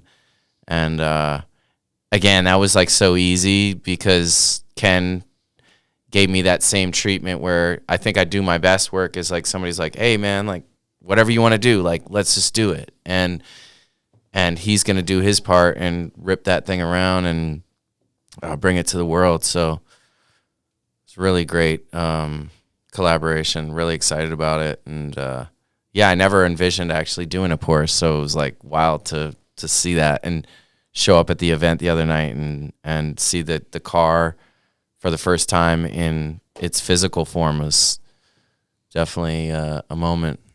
Oh, you saw the actual car? Yeah, I went and it was like under a sheet at first, and it was just like even the scale of it. I was like, wow! Like when I was designing it and applying the art digitally, I didn't even understand like the scale of the car, and to see it, it was like big car, and it was amazing. Yeah. Really cool. And there's, and as you can see, if people that are watching YouTube, the listeners won't be able to see, but you can see the number 43 in the GucciGhost, 43 being Ken's racing number. Yep. And the paint drip on that. It's fucking dope. Yeah, basically just brought his world into my world, and we kind of shared our worlds for this one. And so I wanted to, like bring that 43 into the Ghost and give new life to the Ghost, and really excited to see that thing race Pikes Peak, man. It's gonna be dope. When's that go down? Does anybody know? I'm not sure. Probably after this has come out. I'm not sure. I don't know. I don't know the dates on that. But one thing, talking about the this thing, I was watching the video, and there's a really cool, I think it's like a 12 or 15 minute YouTube video on the car, and then they go to your studio. Yep. And you're inside the trap house, you call it, where you create. And it's got shit everywhere on the walls. It's kind of like here, like where you look behind, there's trinkets, there's every little square foot's got a little doodad of art. Yeah. And how important is having that right space for creating art? Yeah, I mean, for me, I could probably create art anywhere, but to have a place that is really like, I think it becomes that because it's like the inside of my brain essentially. So it's like I collect things, I make stuff, and it just almost like naturally occurs that way. But like to have that and to be in that creating, and it is really inspiring, and it just makes me feel like it's just a collection of all of these memories and feelings and things that are super important to me. So it kind of like gives me a creative pulse when I'm in the space, and it's just, man, I've just from traveling around, like I'll make like a hotel room feel like that in a sense if I'm there long enough. You know what I mean? It'll become like the space where I'll be like taping stuff to the walls, and like it just, getting those ideas up on the walls, and because a lot of times I also create on the floor, so I'll make stuff and then it just goes up on the walls, and then, next week I'm actually like covering my entire ceiling with stuff, so it's gonna be fun. But it feels great, man. I mean, it's like a key part of my creative process to have the studio, the place to kind of like go that's just my own, that is full, like it could be quiet some days and it'd just be me in there thinking. Sometimes I won't even be painting. I'll, just listen to records or watch a film or take some calls, but it's all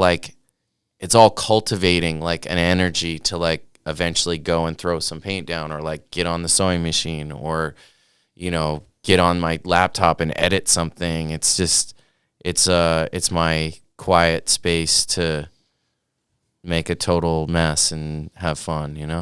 You got to create that vibe to get inspiration, huh? Yeah, exactly. And it's like, I got the record collection and the tape collection and the VHS collection. And it's like, that is the vibe. It's like, it's all of these, it's a collection of all my favorite things, Yeah, that's awesome.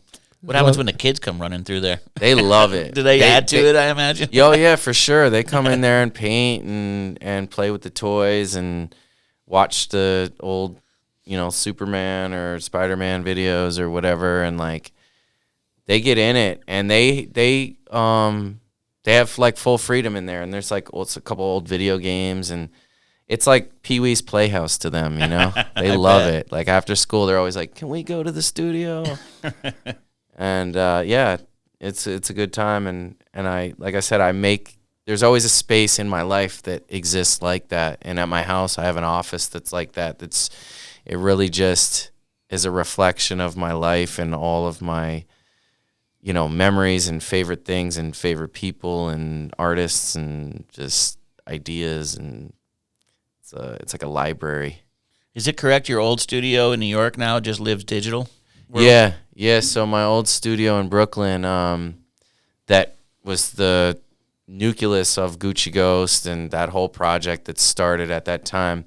It's no longer there, but before I dismantled it, I had it like scanned, and we did a bunch of like high-res photos and just really archived everything, and not really knowing why we were doing it.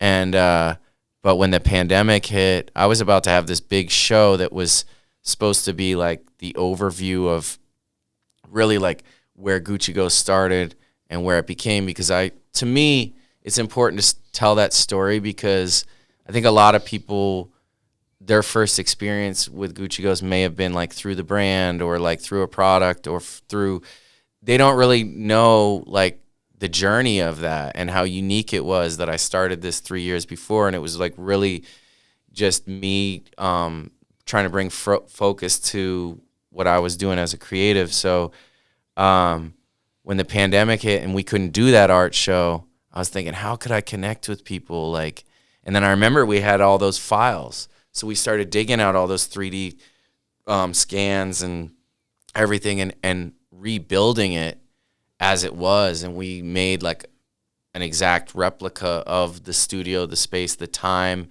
that it was created. So it's almost like some real like Back to the Future shit, where it's like we're going back in time to this space, to the origins of where it all started and all the like iconic original pieces that kind of went on to have new life and be on the front of Gucci stores and on clothes and this and that. But like bringing the context to everybody of like, this is how it really started. It was really like humble, like, and it really, you know, it was this little, the digital version's a little cleaner than the original version, but like it's in the sense that wasn't like a fly infestation or like maggots falling out of the ceiling. That's a true story. True story.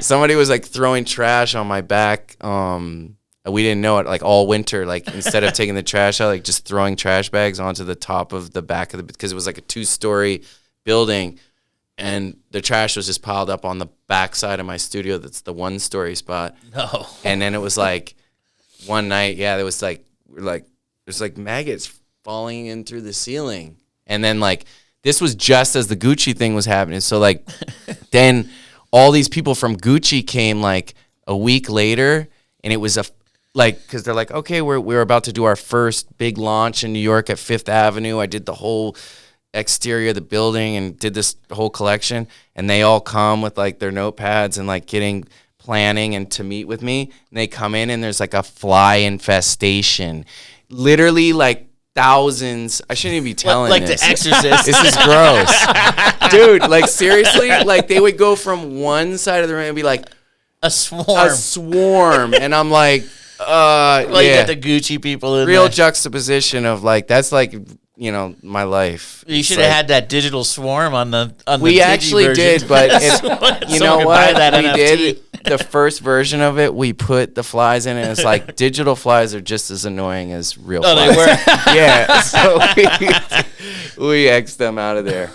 But it's a really unique piece. It's like it's a one-of-one that houses 385 one-of-one iconic GucciGhost pieces, objects, art. It's just the entire space, the entire time, the first GucciGhost costume, and that person that gets that one-of-one then can, you know, open up shop and go, okay, I'm going to sell if they please, or they can just dump it into their metaverse or whatever. Yeah, but they like, can keep it or sell it. Yeah, and if they wanted to sell it one by one, they can, and as those pieces sell, then they get removed from the space. And it'll be the final GucciGhost piece ever. Like, I'm not going to do, once this sells, I'm not going to do another GucciGhost piece, just because, you know, it's a 10-year project, and I believe that like it's a moment to again showcase my bravery in believing in my other creative ideas. You know, I feel like this is a perfect moment that's like the project completion. I can't think of another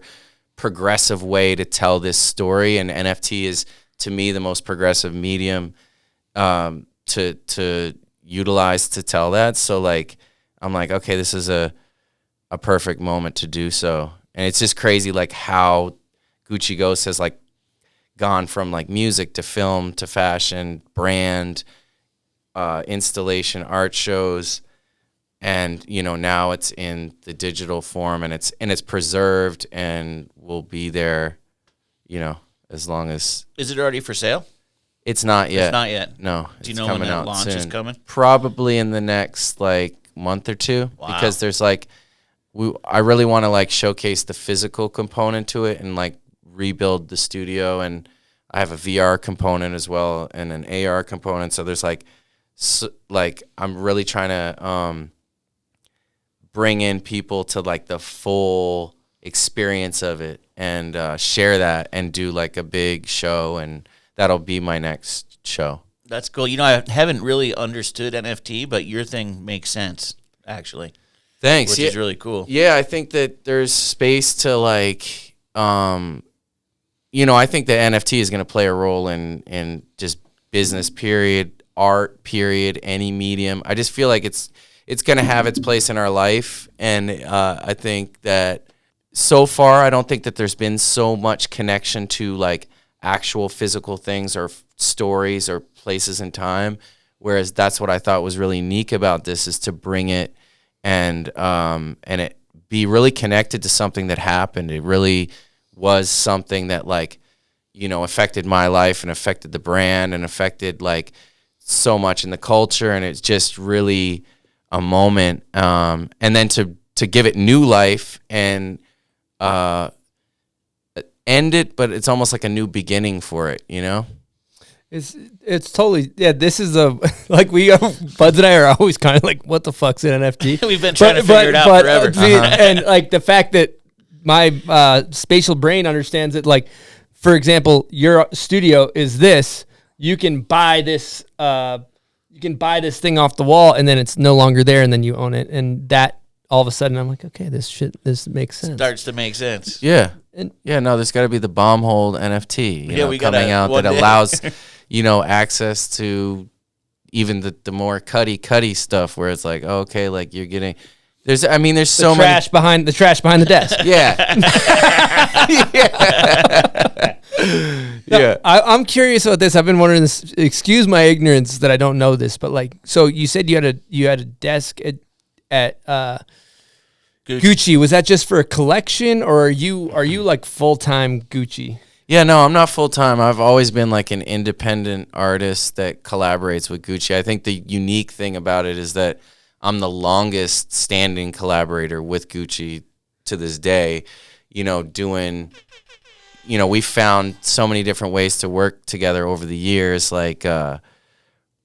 from physical to digital to art shows. And I think the whole GucciGhost project for me and for Gucci has been something that is taken new form and opened both of our eyes to so much. And so, but yeah, Gucci, you can still pull up and get a GucciGhost ring at the store right now, which is pretty unique to fashion world, because things definitely are changing rapidly, and of course for Gucci as well. It's always, but it's a beautiful thing that I've found my place there, and we have a really unique marriage, and I think that nowadays, when I did what I did with Gucci when it started, I think it really showed not just Gucci, it showed the rest of the brands that you can find a diamond in the rough. You don't always have to go and get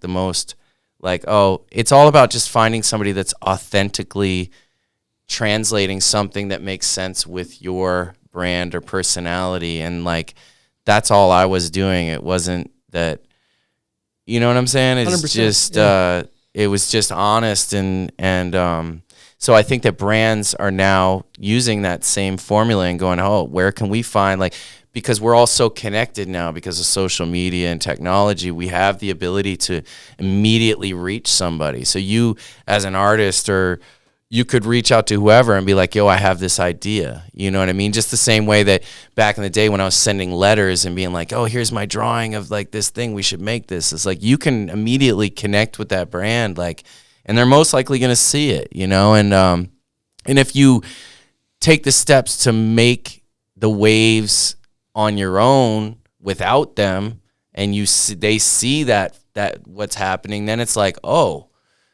then it almost like it forces them to almost work with you. And that doesn't have to be for somebody else. That could be for your own brand as well, where it's just like you make those waves, and then all of a sudden you got a big brand, and you have a business, and you're making a living and providing off of something that you love to do, you know? If you had just conceptualized GucciGhost on paper and submitted it to him, it probably would have never happened. Right. But the fact you spent 3 years living it, Exactly. yeah, like it made it real easy for them to connect the dots. Yep. That's really cool. Yeah. Super Good advice inspiring. for artists to Just hear go that. out and do it. Get it. Do it. Don't wait for the check, or don't, like make it about that. Just fall into that the love of the process, and I believe in that.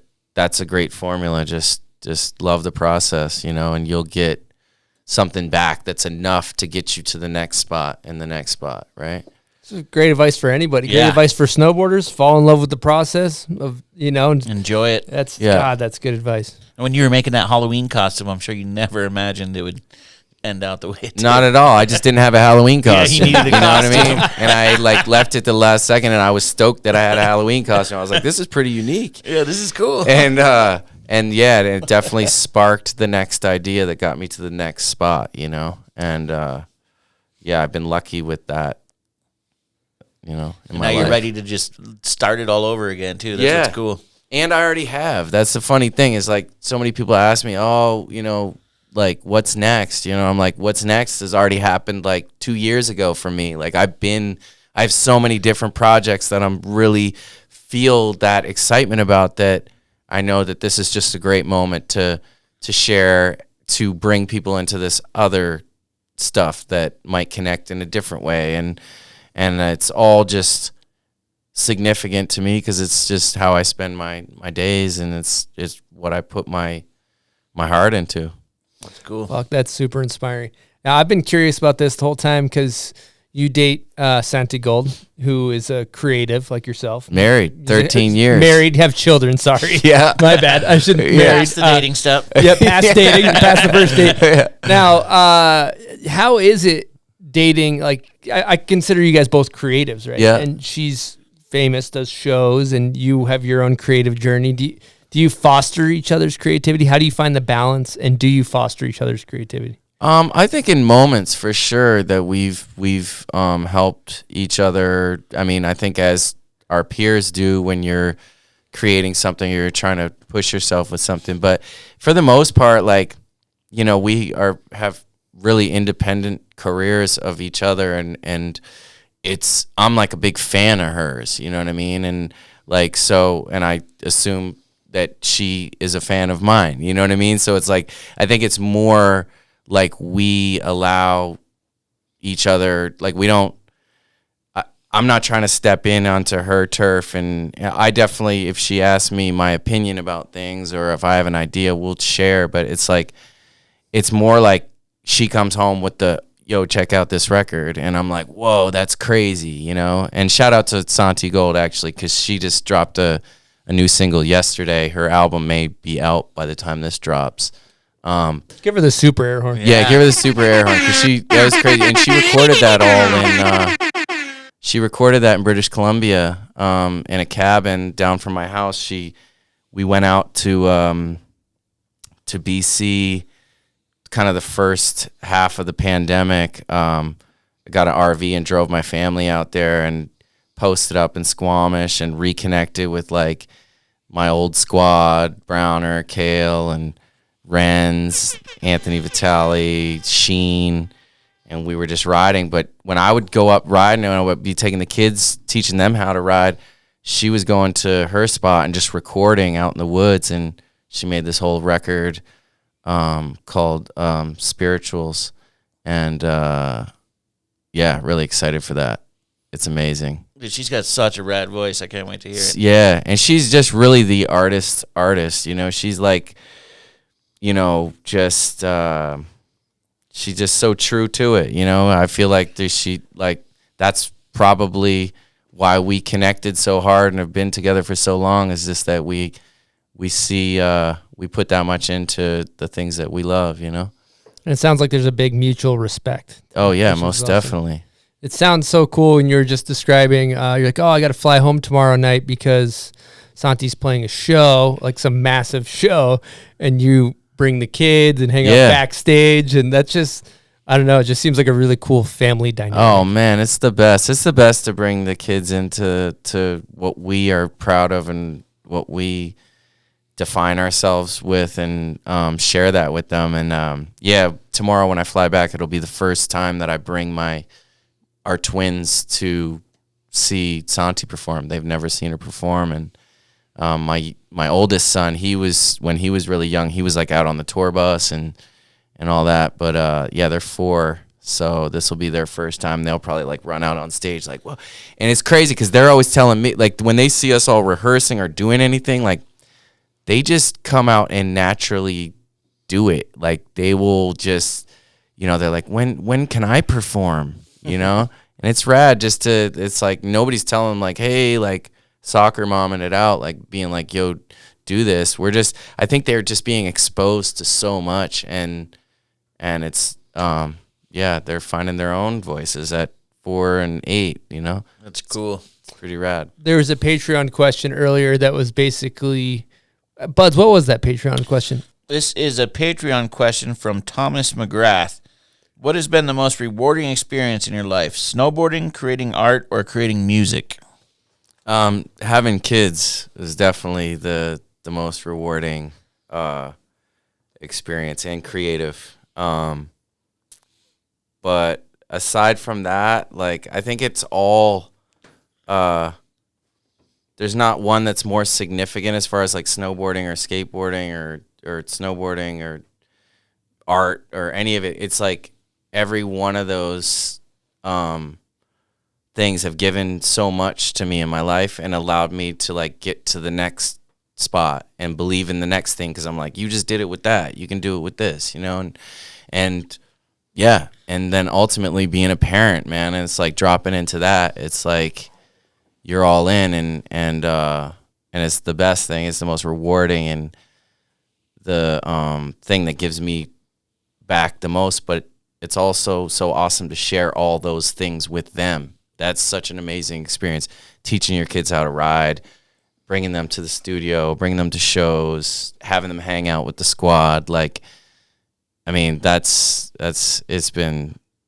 so beautiful, and it's so hard to actually describe in a way of words that would do justice to how deeply I love that experience, you know? It must have been incredible having twins, too, one boy and one girl. Yeah, it's wild. Pretty cool. Yeah, definitely, like, almost fainted when Santi told me. News. Yeah. We had just moved to LA, and it was, like, kind of a crazy time, and I was like, wow. But, man, greatest thing that ever happened to me. You know, it's cool. My observation from watching just you on the gram and stuff, it's like, you know, a lot of parents, it's like they have kids and their kids are their fucking anchor. They're like, we can't do anything. We can't go anywhere. We got kids. We got to, like, it's like, and when I look, and there's like a parent child role. Like, it's very obvious. And then when I'm on the gram, I watch you hang out with your kids. It's like, you're just hanging out with your dogs. You're just hanging out with your buddies. Yeah. Like, it's like, there's just a couple homies hanging out. And that's what yeah. it's like. They're No, we're fucking just around with hanging, trinkets for and sure. shit. They're running around your studio fucking off. It looks awesome. No, really, they can hang for sure. And I'm so grateful for that. And it's fun. It's just so fun. Like I said, like, just to share those kind of things with them, and to spend my time with them, and them seeing me being all in the zone doing, it's really fun. We definitely just hang, you know? Well, another thing I got to ask too, because kids are so fucking creative. Like, their imagination is so vivid, and they draw so much. Do you? And they're so present. Are you able to pull any inspiration from your kids? I'm so inspired by my kids' art and the way that they think, and yeah, for sure. I think that the greatest artists often try to almost not replicate, but actually get into the real, true freedom of that you have as a child. Like, there's nothing that's like, there's no preconceived anything. It's like you just translate an idea in the purest, honest, no filtered way. And like, they do stuff all the time where I'm like, I collect all their art. Like I have like an insane, I'm like more bent on collecting their art than anything that I've like. I have stacks and stacks and stacks of all their drawings, and it's super inspiring, and we've made pieces together. We've done stuff where they've like definitely the way that they've approached something, and I'm like, oh. And by us doing something together, like I've painted at their school a few times and made some works with the kids, and like that process definitely reminds me of like how sometimes you just have to completely just like not think and just go at it, and there's no right or wrong way to do it. You know, it's hard to cultivate that, I think, for a lot of people, to just freely express yourself without like making it look like something, or it's not it's just, so that's an amazing, I think we're all born artists, you know. I think that I think it's just over time we're taught not to be artists, you know. I think that's such a great point. When you look at some of the greatest snowboarders that have ever done it, or greatest artists, they almost appear to be childish. Like it's like they're childlike in their approach. It's so fun and lighthearted. And I look at my friends, some of them I can watch, you know, like friends that have an easy time, like connecting with kids, right? Connecting with kids, you have to be childish. Yeah. You have to be imaginative. You have to get down on the floor and roll around and not take yourself seriously and fuck around with the car and get on their level. And as we get into adulthood and we do our big serious job, we lose that. And it's like children bring back that presence that is so like that childish, like not taking yourself seriously. That just life is fun, and I don't know, you can just learn so much from kids in that way. Oh, definitely. Like often kids, like many times I've been, you know, kids are like, "Are you a grown up?" Dude, that's so good, dude. Yeah, that my brother's kid said the same thing. They consider me a kid, right? That's awesome. Yeah, that's a great thing. That's a big compliment. That is a big compliment. But like, I think about certain people. Like, take for example, like Nicholas Mueller, like when he's on a snowboard, or Gigi Ruff. Like it's like so fucking childish. Oh, like, Gigi, man, yeah, he's like they're just like big kids out there. Yeah. And it's, I don't know. I see that like childlike passion in the way they approach the mountain with the creativity, and imagination. Yeah. Tanya Magoon and Lucas Magoon have a kid, and they bring him everywhere. And you know, who's really good with them is obviously Lucas, and Lucas is a big kid. And Scott Blum loves winter. And I was asking Steffi, his partner, I'm like, why do you think Blum is so good with kids? And she's like, she's from New Zealand, so she's got an accent. She's like, well, the kid's just like Scott. Scott's just a big kid. They're all on the same level. I'm like, fucking there it is. That's why they connect. Yeah. Yeah. First, let's talk about pub beer. It's really good. It's tasty. You enjoy it? Yeah. Trevor's been enjoying hammering them. It's nice. Pounding them. I've only had one. Just one. 0.5. So, as we like to say, how is that, Buds? It's cheap, fun, and delicious. Good. Nice. If you're planning on having one or two beers responsibly, or drinking 49 beers, blacking out, ending up face down a snowbank, what are you going to choose, Buds? Every time, pub beer. Great fucking choice. Okay. I'm going to play the theme song real quick. Welcome to the Pub Beer Crap Shoot. All right, you got to roll these dice. 2 of them. We'll tell you what you got to do. He's standing up to roll them for the listeners that can't see. This is the guy who's played some CeeLo over here. Yeah. He's getting his dice hand ready. He's getting all serious. He's got his game face on. 6. What was the name on your fake ID? I can't even remember if I had a fake ID, to be honest. I think I could just get in. I don't think I had a fake ID. That's dope. All right, well, then we're going to default to the next question. Who's one of your favorite people to party with? One of my favorite people to party with. Drew Tunes.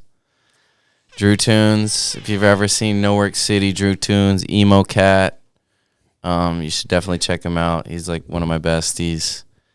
We got an animated series called No Work City, and the guy's a genius, and he can definitely turn up and have fun, and we jam, and yeah. My question to you is how do you maintain authenticity while still working with bigger brands and things like that? Well, for me, I mean, I've never had a problem working with bigger brands just because I believe it allows me to live my life as an artist, which I don't think there's anything corny about that. I think everybody's a little bit corny. It's hard to not be, everybody's got a corny moment. But as far as like working with big brands and stuff, it's only allowed me to bring my art to the surface.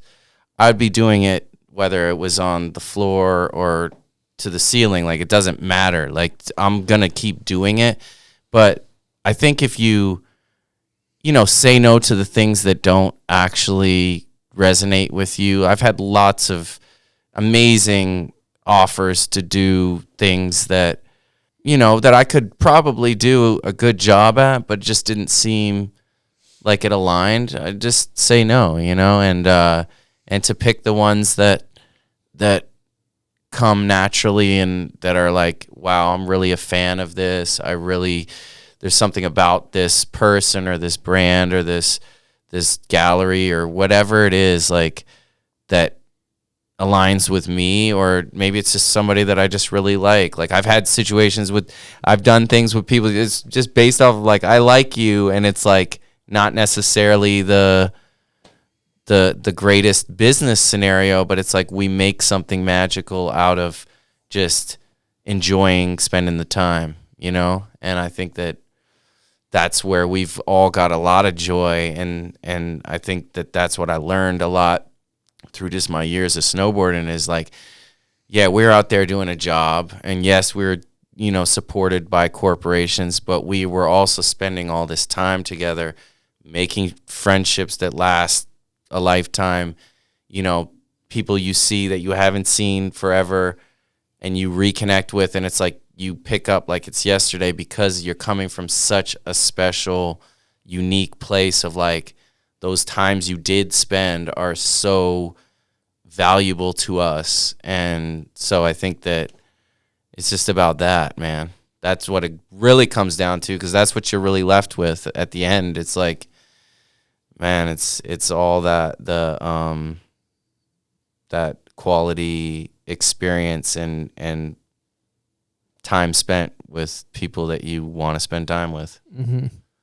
And yeah, you end up working with your dream people, and you get to be authentic, and you get to meet 2 Chainz, and it all comes from you saying yes to the ones that are right and no to the ones that aren't. And I think that's probably good advice too. It's like the bigger you get, the better you probably have to get at saying no to things. Yeah, for sure. You got to know what's right for you. But then again, like I said, like most of the great things that I've done, collaboration wise, have always come out of like a real situation where it's like somebody, like we've had some kind of communication that's allowed us to, I don't know, feel it out, or like the Ari situation where it's like 100%, it's like connecting those dots, and it just feels right. When it feels right, you just know it is, and you just go for it. I know if 2 Chainz called me up, I would not say no.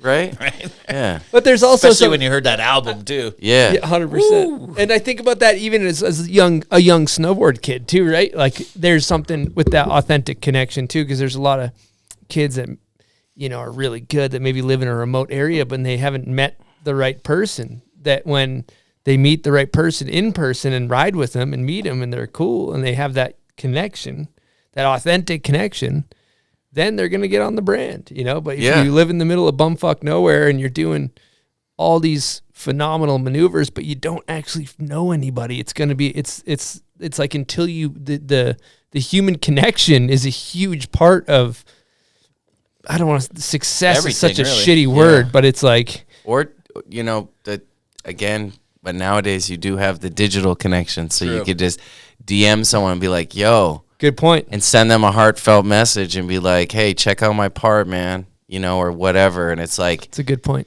I'm checking my shit all the time. And a lot of people that I've worked with over the years have not always been from like, they're already established. It's like somebody that I just already know. Like, first of all, I'm like, okay, I dig your vibe, but I see your work and I'm down. I think we can help each other. Let's go, And I think that opportunity is always there. And it's just a matter of, you got to be relentless and sometimes bang people's doors down and not be too annoying, but just, Yeah, you can't just send one message and A lot of people are exactly. Yeah, he exactly. didn't hit me back. I sent him one message. Yep. Dude probably has a I million see followers. in or something. snowboarding, a lot of times people are waiting around for their phone to ring. They're just waiting for their phone to ring. It's like, that ain't it. And that's your message. No, in life in general, no, it's not going to happen that way. No. You got to go out and really make it happen. So I know you got your finger on the pulse of art and that whole world, which is a little unfamiliar to me and Buds, but who do you got on the up and coming? Who's like the up and coming hitters in your opinion? In I guess few different mediums of art, I would say that starting with music, I've been listening to an artist by the name of Alex Sucks. It's really dope. He actually brought me out of almost like retirement of doing shows, and when he hit me up to do a show recently, I was like a fan of his music already, so I was like, I'm going to do this show, and been listening to him a lot. Alex Sucks, Nate No Face, another great artist, Idris, my sister Maggie Andrew, aka Jory, and then as far as visual art, I've definitely been, like, I think there's some really cool stuff happening in the digital space, but just like on the other side of that, like Nina Chanel's like an amazing artist. I wouldn't even say she's up and coming. She's already like established and killing it. I love her work. And she's doing like a lot of collaborative stuff and which brand stuff, which I think is fun to see. An artist by the name of James Concannon. You can find him at James Concannon Art. Somebody I've collaborated with recently, and really, he's just a great guy. Amazing, like real, just true artist on so many levels, musically and visually and fashion, everything. He's like done a lot of really cool stuff. Drew tunes, as I mentioned before. I mean, he's like, aside from his animation skills, an amazing painter. Yeah, if I think of any, I know there's more. Oh, Jalil Nzinga, another one of my friends that I've collaborated with over the years, musically, and he's doing like a lot of interesting paintings right now. Solid, yeah, good music and visual art, Rex, love it. We're going to get into a section of the show we call Hot Takes. So this is kind of, we're kind of pivoting back to snowboarding. So we're going to run through the Michael Jordan and or GOAT of snowboarding, both male and female. Mm-hmm. Who you got? There's definitely a few GOATs out there, man. But Craig Kelly would be my GOAT, Like, even my own signature is actually, because I used to fake write, like I had this board with the world poster and I like signed it to myself from Craig Kelly. So I used to like practice his signature, and like my own signature is now like very close to like a Craig Kelly signature, because I just was always like forging Craig Kelly signed objects to myself because I didn't get to meet him. You're writing them to yourself. Board of the World was sick. Yeah. But for real, I got to get that poster from my mom's storage someday. It was like to Trevor from Craig Kelly, and I like perfectly did his signature. That's so cool. I can do it perfect right now.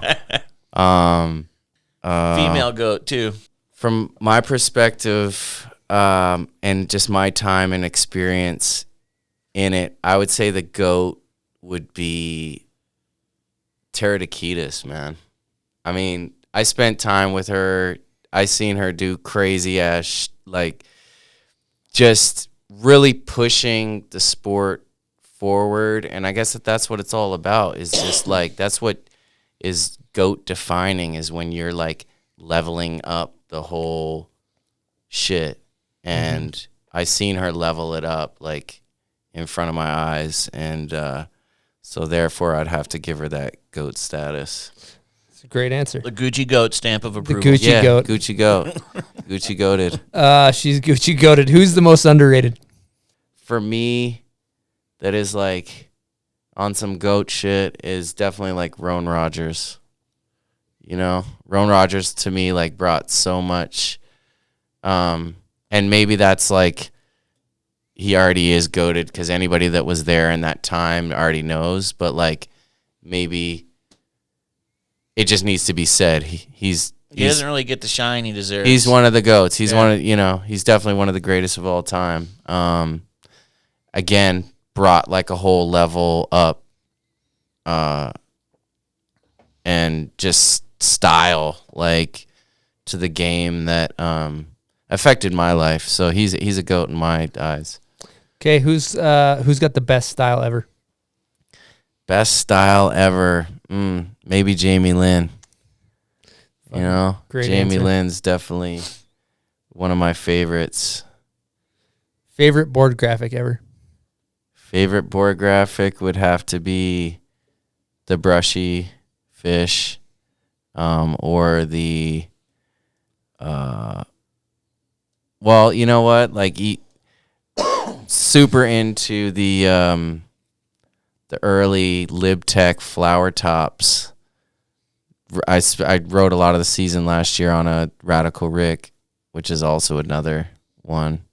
I mean, I got a pretty mean collection going these days. Like, I'm so snowboard graphics, skateboard graphics. It's like, it's everything. Oh, Mickey Albin, Mark Gonzalez graphic is pretty hard too.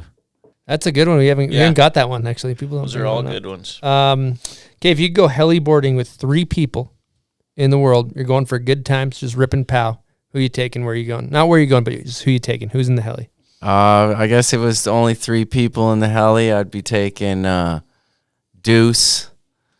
I've been trying to get him out. Make that happen. I'd have to take Deuce because that's my OG.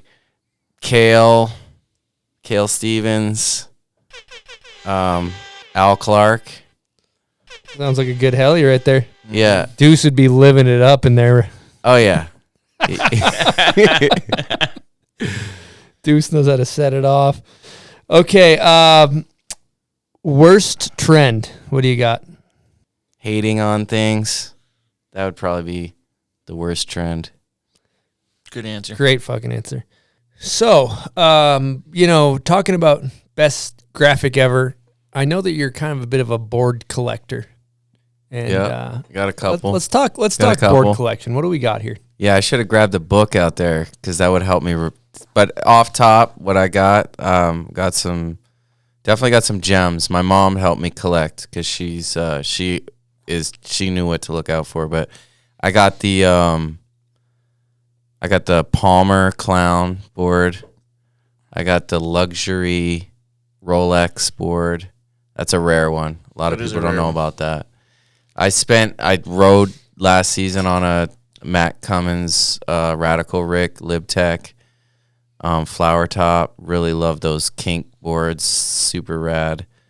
I got a Barfoot Freestyle Sim Switchblade. That was my first pro board after I sold my Edge, and I bought my next board, and it was a Sim Switchblade 162, and I was like 9.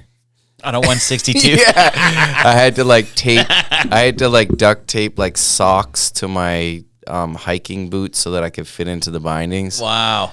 And that's incredible. That's incredible. I got that one. I got a Look Lamar Freestyle trick stick mini on no screws in it. Super, like, one of my favorites.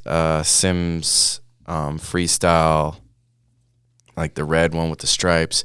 Burton Cruiser, Craig Kelly first. Not the Mystery Air, which I really want to get one of the Mystery Airs. Mystery Air would be dope. Yeah. You got a Tarquin? I don't have a Tarquin. I should have a Tarquin. Definitely. Yeah, you need to get one of those ordered up. Yeah. Yeah, it's crazy now because people know what's up now. Yeah. Whereas I used to collect these things when it was almost like people would be throwing them out. You know what I mean? Yeah. People will buy up all the Burtons and this and that. They weren't looking for the Tarquins, and now they know. They're No, exactly. getting the cool boards. Yeah. But I got a couple plugs, so, I could probably hit up some people and I definitely got to find one. I got to get back. Anytime I go back to Canada, because that's where my collection is for the most part, I've got a few of the boards in my house, like that Trick Stick, the Craig Kelly, the Brushy Fish, my first board, the Black Snow Edge. I've got all those in my office in LA. But yeah, every time I go back, I like really get into the zone of like collecting and searching and going to like my little spots where I know I can kind of come up on some things and call on my plugs. Do you mount them with the base facing out, or top sheet facing out? It's usually top sheet. Yeah. Mostly the top sheets have the cooler art, I think, right? I see. I've always been. You go base out. I go notice in like your I'm office. like when I think of a snowboard graphic, I think of the base. Yeah. Because you were just a kid watching it. I think of like when I would design pro models, I actually really didn't give a shit about the top sheet. I'm Really? like, how's this gonna look on like on a step down photo? Like, or, how's it gonna look from 30 feet away, or how's it gonna look like underneath with a fisheye? See, shops always present them top sheet out. Yeah. No, that's So you dope. might have That been makes losing some sense. sales because of that. Yeah, they were on they started off strong, Yeah. and then they were on I think they That did could pretty have been good part most of it. Yeah, I just think a top sheet being clean is good, But I think it's like, it's got to be like I like the ones that are like memorable, like the Turrier sword or something. Like Yeah, you that's- just can see it that's from so far away. You're like, I know what that I is. should have one of those too. Yeah, that's a good collector's piece right Yeah. there. Little fun fact. Deuce has got that tat. Oh, he does? Yeah. That's classic. Yeah. Little fun fact. I actually hit Trevor up to do one of my board graphics, like one of my last pro model years. You couldn't afford it. Really? His response was, "These snowboard companies so cheap these days." Over text. I believe I said that. Dang. That definitely came out of my mouth. It was a shot in the dark. I was like, I haven't talked to Trevor in a few years. I'll fire off a text, see how this goes. That's Was this funny. pre-GucciGhost or? This is like pre-brand, probably. You're probably making it, but I don't know. Maybe for 5 years ago or something. Yeah, I was probably in it. I was Yeah. probably, but maybe pre the brand, Yeah. and just being on some art shit. Wow, I love that. Well, what do you? We always ask our guests setups. What are you currently riding? Currently riding. The last time I went out, I was at Big Bear, and I was riding the Russell Winfield Virgil board, which is so fun. And I was like, I'm not gonna ride it. Office. Thank you, Ride, for sending that. Yeah, I forgot to thank them. yeah, I was super hyped to get that one, and I wasn't gonna ride it, but then I was like, I went up to Big Bear and was shredding with everyone, and I was like, oh, I'm gonna pull up on the Russell board, and it was so fun. Had so much fun. And then what are you doing? Boots bindings. Boots and bindings. I'm riding like some 15-year-old Burton boots. They're what are they? Somebody like called me out on Instagram recently and was like, because I wouldn't even imagine anybody would even know. They're like, damn, like get some new boots. Like those are like 15 years old. What are they? I can't remember. They're like camouflage Burton boots. You just like them better? They're just so cushy Yeah, and they're just so perfect. perfect, that it's just like I get into them. I also have a couple pairs of Nike Kaiju. the red and blue, just like Air Force or Dunk looking ones. Oh yeah. Which are one of the best boots I've ever ridden. I know they're not making them anymore, and they're like, so I kind of rotate. In Cali, I got the Burton ones, and on the west in BC in my closet, I've got the Nikes, and I've just been riding old gear. And I even, like I said, I've been riding a lot of different. I'll ride some new boards, but I've been getting really into just riding old boards and going back and just getting stoked to like ride that one that I always wanted to ride that I couldn't or something because I was riding for somebody else or whatever. That's dope. You said something interesting off air earlier, kind of talking about like filming video parts and how Mikey LeBlanc's been out there filming clips, and you were talking about how you want to film some clips. Yeah. But then you're like, I haven't been filming, and I think I've been snowboarding, I don't want to say better, but with a different approach. Do you want to elaborate on that?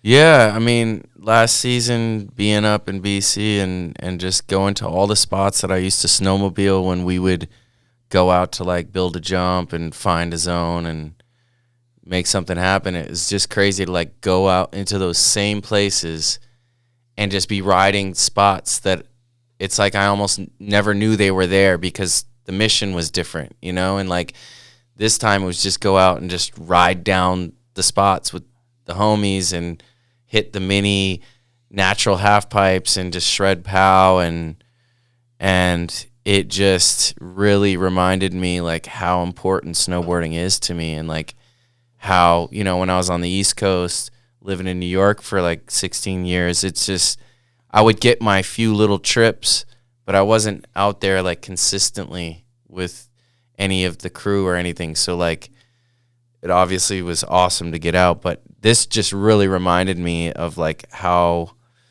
important and how much of a part of my life it is and whether it's like a part of my career or not, it's like something that I have to find a way to be able to do.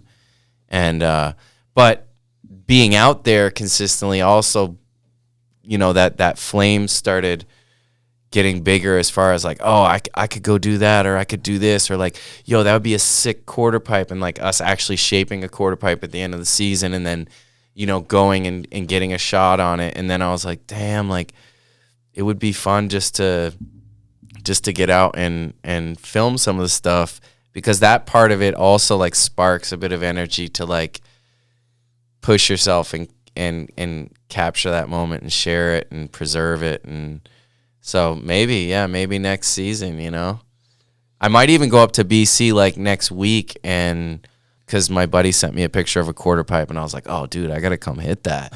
Like I got that itch again, you know. Is it the Brome Ridge?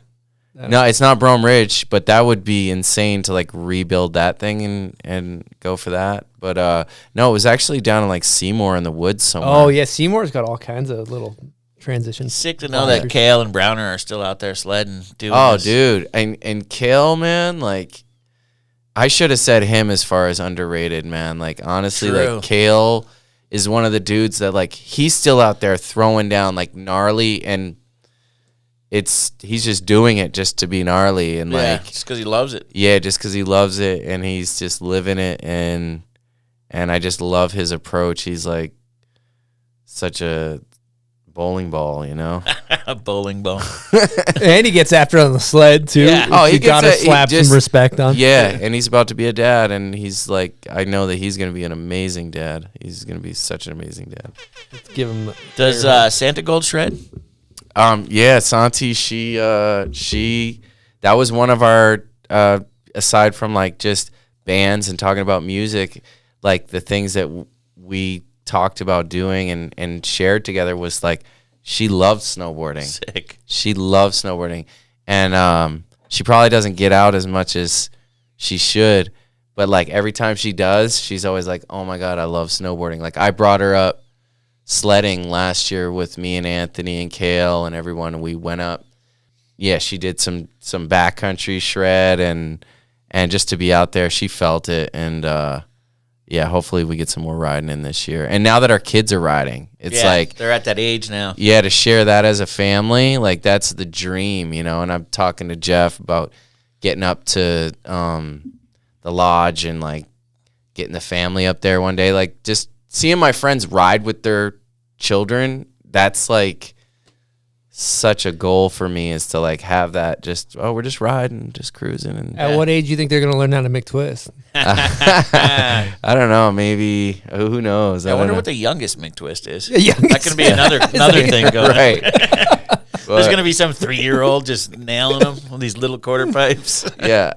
Who knows, man? But I'm How's sure they'll get Santi's after McTwist it. looking? Is that thing she's got like more of a Kier Does it run in style, the or is it family? more like a Trevor, or what's her?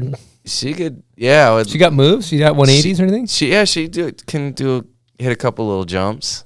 Yep. Dope. That's so. Yeah, cool. and if she really spent the time, she would be sick. Yeah, that's the thing. It's all just putting in the time. Yeah, exactly.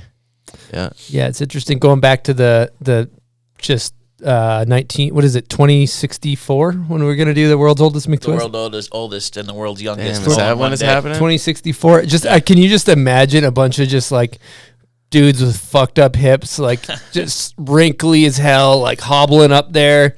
Those new hips are just nice, to though, drop so you drop the shoulder on a Mickey and just fucking Yeah, a little like kind of corner. Yeah, little small. like a 10-foot maybe. Like yeah. I was even thinking like 5 foot by the time it's 80 something. It's Just doable though. Mickey under the lip. It's doable. You see viral videos all the time, like grandpa like out on the BMX or like on the skateboard, you know? Yep. Skateboard. we gotta be able to do this forever. Man, I keep going back to that Craig quote, which I shared off air with you, because you were just talking about how it describes your new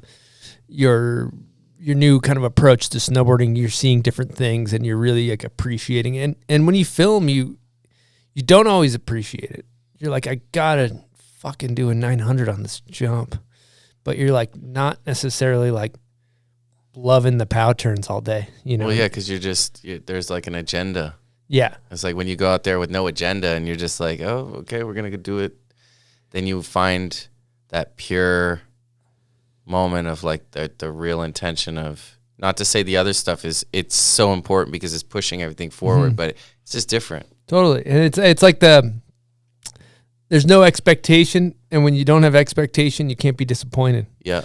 And when you film, you have an expectation. Yeah. And when you don't meet that expectation, you're on a clip high, which is like doing drugs, and you feel great about that, or you're basically like fucking down in the dumps because you didn't get your shit. Did you experience clip high when we talk about it on the show, but like these extreme highs when you land a banger? Oh yeah, for sure, definitely. That Brom Ridge McTwist definitely must have been. Yeah, that was like I watched that today. Chasing the clip high every year, you know, and I guess I'm still chasing that clip high in one way or another. Where through it's the new like projects. Yeah, new projects and them hitting the world. It's kind of like that same thing where you're like, oh, I got that one, and it's, you know, it can feel like that in a way, but yeah, like I've been lucky to see snowboarding from that, like come back to it and not have to put that chase on it, where it's like now I'm chasing the feeling of just the raw go out, like I've got to get back there and we've got to like go rip that run again. And you know, it's nice to share this stuff though. I definitely love filming, and I think that I've always been, even as a kid, like was always trying to, like, my brother actually was the one that he first got a video camera, and I've been transferring all these tapes from our childhood, but like I'd always be like, you know, trying to get him to film me to do like my first handrail or whatever, you know, and just to document it. It's such a I guess it's such a big part of our lives now because we're on our phones all the time. We're documenting everything, so it's become like an everyday thing. So we keep referring to this Craig Kelly quote, and I haven't been able to find it because this place is a fucking disaster. So we just ripped it off the wall because I couldn't read it. So this is Craig Kelly's quote in regards to kind of what we're talking about. While I will always have the utmost respect for the superhuman, out-of-bounds freestyle and extreme stunts that seem to continually progress beyond our imaginable limits, my highest appreciation goes out to the simple rider who's out there just for the experience. Craig Kelly. And it's like, as it later in your career, you find, I found that later. Well, you find it early. You find it early, and then you find it later. You kind of lose it, but you chase the clip high. Yeah. Because I've been thinking it's about the clip high for the past fucking 30 years. But the layman, they just find it the whole time. No, the guy exactly. That's not trying to be pro, you know, they just love snowboarding. Yeah, exactly. That pure.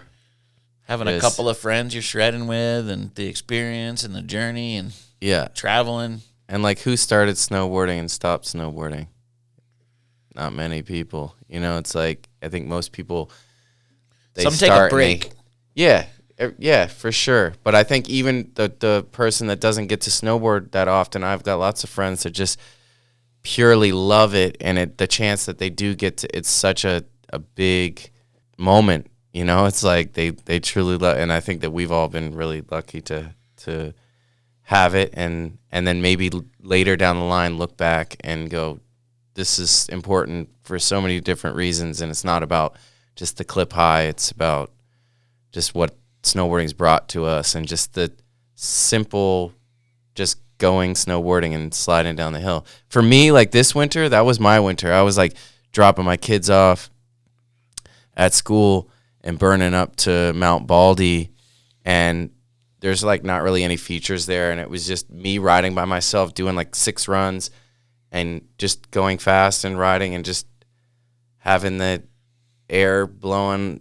Yeah, sometimes if you're not doing tricks, just riding fast is awesome. And just riding and actually just being on the lift and being like listening to the lift and like having that experience again. Yeah, I have this just whole new appreciation for it. But again, it's then those flames happen too, where you're like, oh, I want to get a shot of this. Exactly. I wish somebody was here to film me hand playing on this. Right. Chasing the dragon. You're chasing the dragon. Yep. I love it. Well, and one more thing before we wrap this thing up too is like you've been making music again. How's that experience been getting back on stage? Oh man, like making the music again and doing shows again is like, again, like coming at it from a different, like my friend that I respect, you know, younger guys that are making music that I feel like their scene is something that didn't really exist in the moment that I was doing what I was doing, creating, and to have them reach out and say, hey, let's do something. It was like, I felt obligated, but in a way that like, I knew that I didn't have to do it. I was like, you know what, I'll just make you guys a flyer, and I didn't promote it, and I went out and I did the show. And it was so refreshing because it reminded me, I was like, yo, this is dishonest for you not to do this. Like, whether it's a part of your career or not, it's like, it's really a part of the way that you express yourself. And you should do this once in a while when you feel like it. Whereas like back in the day when I was doing it, there was some moments where I felt like everything was riding on that show or that thing that I was, because I was like, I want to have a career in this. This is something I love doing. But like, to take a step back from it and then come back to it with this, like, I don't have to do this. I'm doing this because I totally just want to do this.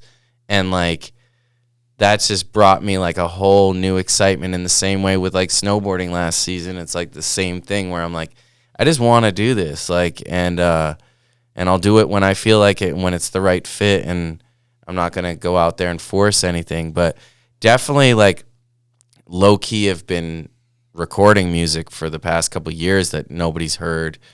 And so, yeah, we'll see, you know. We got an album release, North Star date potential? No date, but there's definitely like a couple albums in the vault, you know. Woo! Nice. Yeah, there's even a country record in there. Oh, holy shit.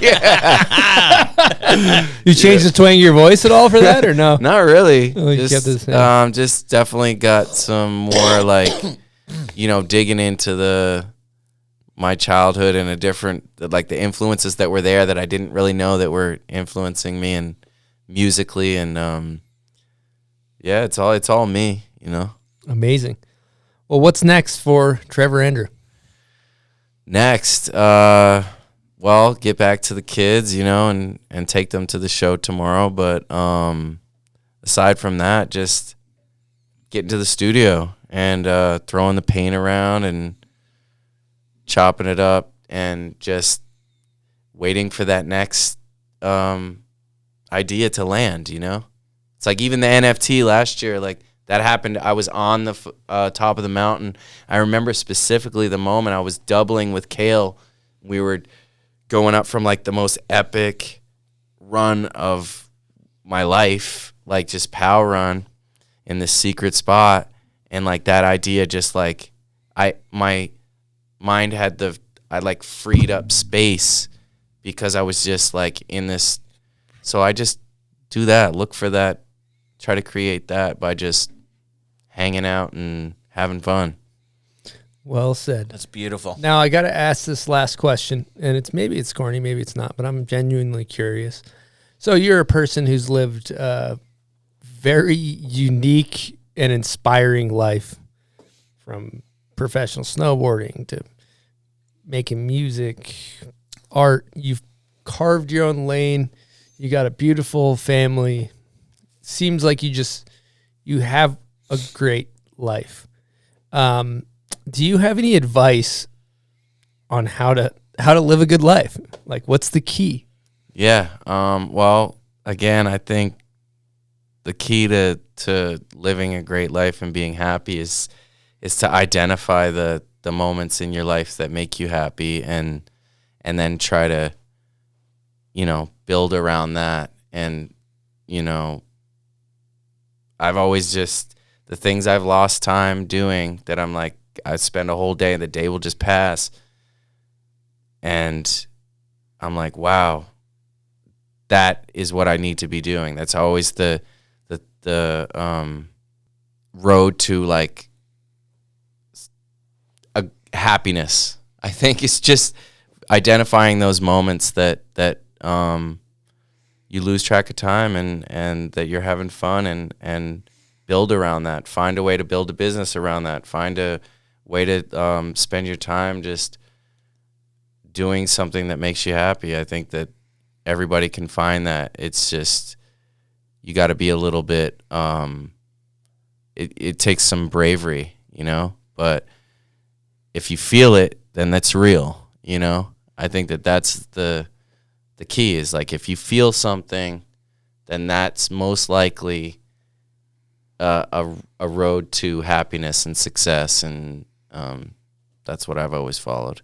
You know what I like about what you're saying? We just sat in this booth for 4 hours in and out, and it feels like 20 minutes, Right? I could sit and talk forever. Yeah. So that's dope. I love hearing that. Yep. I had a day like that actually up at Baldy maybe 2 years ago. It was one of those, it pissed rained in LA and it like dumped, and I went up to Baldy. I just kind of like, I think it might have been my first day up there. I went up with a friend, ran into Pat Bridges, ran into Adam Moran. Who else is there? It was like just couple, randomly, huh? Random in the line, old heads, and we're just chopping it up, talking about snowboarding, talking about everything. And 4 hours later, the lift opened, and we had been standing there waiting to get on a lift for 4 hours, talking with each other. Got on the lift, did 2 epic runs, and then the lift broke, and it was like, peace. But it was so worth it, you know? Yeah. And it was like another gift from snowboarding. Yeah, those interactions. Like just hanging out, waiting for it, and it was like we were so dedicated to getting up. And what's sick, too, is Moran probably didn't go with Pat either. You all three just ran into each other. Yeah, it was, and there was some others, too. It was amazing. That's awesome. Yep. Well, Trevor, I really want to say thank you so much for coming on the show. We really appreciate it. Oh, thanks for having me. Really, it's an honor, and I'm so proud of you guys, what you guys have built, and how you're sharing everybody's story. It's so important. Before we get out of here, one last thing. Do you want to throw out any thank yous to anybody that's helped you along the way? Oh, sure. Yeah. Well, thanks to my mom. Thanks to my, my brother, my sister, my younger brothers, my whole family, anybody that's been encouraging and supporting to me in my life and shared this experience of life, my wife, my children, John Swinemer, one of the first dudes that, took me around, Greg Blemmings, Jeremy, Deuce, Jason O'Reilly, all the guys at Pro Skates, so many people to thank. Anybody that's ever believed in me and supported me, and helped me believe in myself and carry on this journey. I love you so much, and big up yourself. Amazing. Well, thank you so much for coming on the show, Trevor. Thanks for everything you've done for the sport on and off the board. Thank you to our sponsors. Thank you to our Patreon members, and thank you to everybody that is tuning in and listening to this show. We really, really appreciate you guys. And we will see you next week. And thanks for coming on the show, Trevor. Thank you guys. Really an honor. I'm stoked. Stoked to be here. Well, we're hyped. We'll see you guys next week. Over and out from the bomb hole.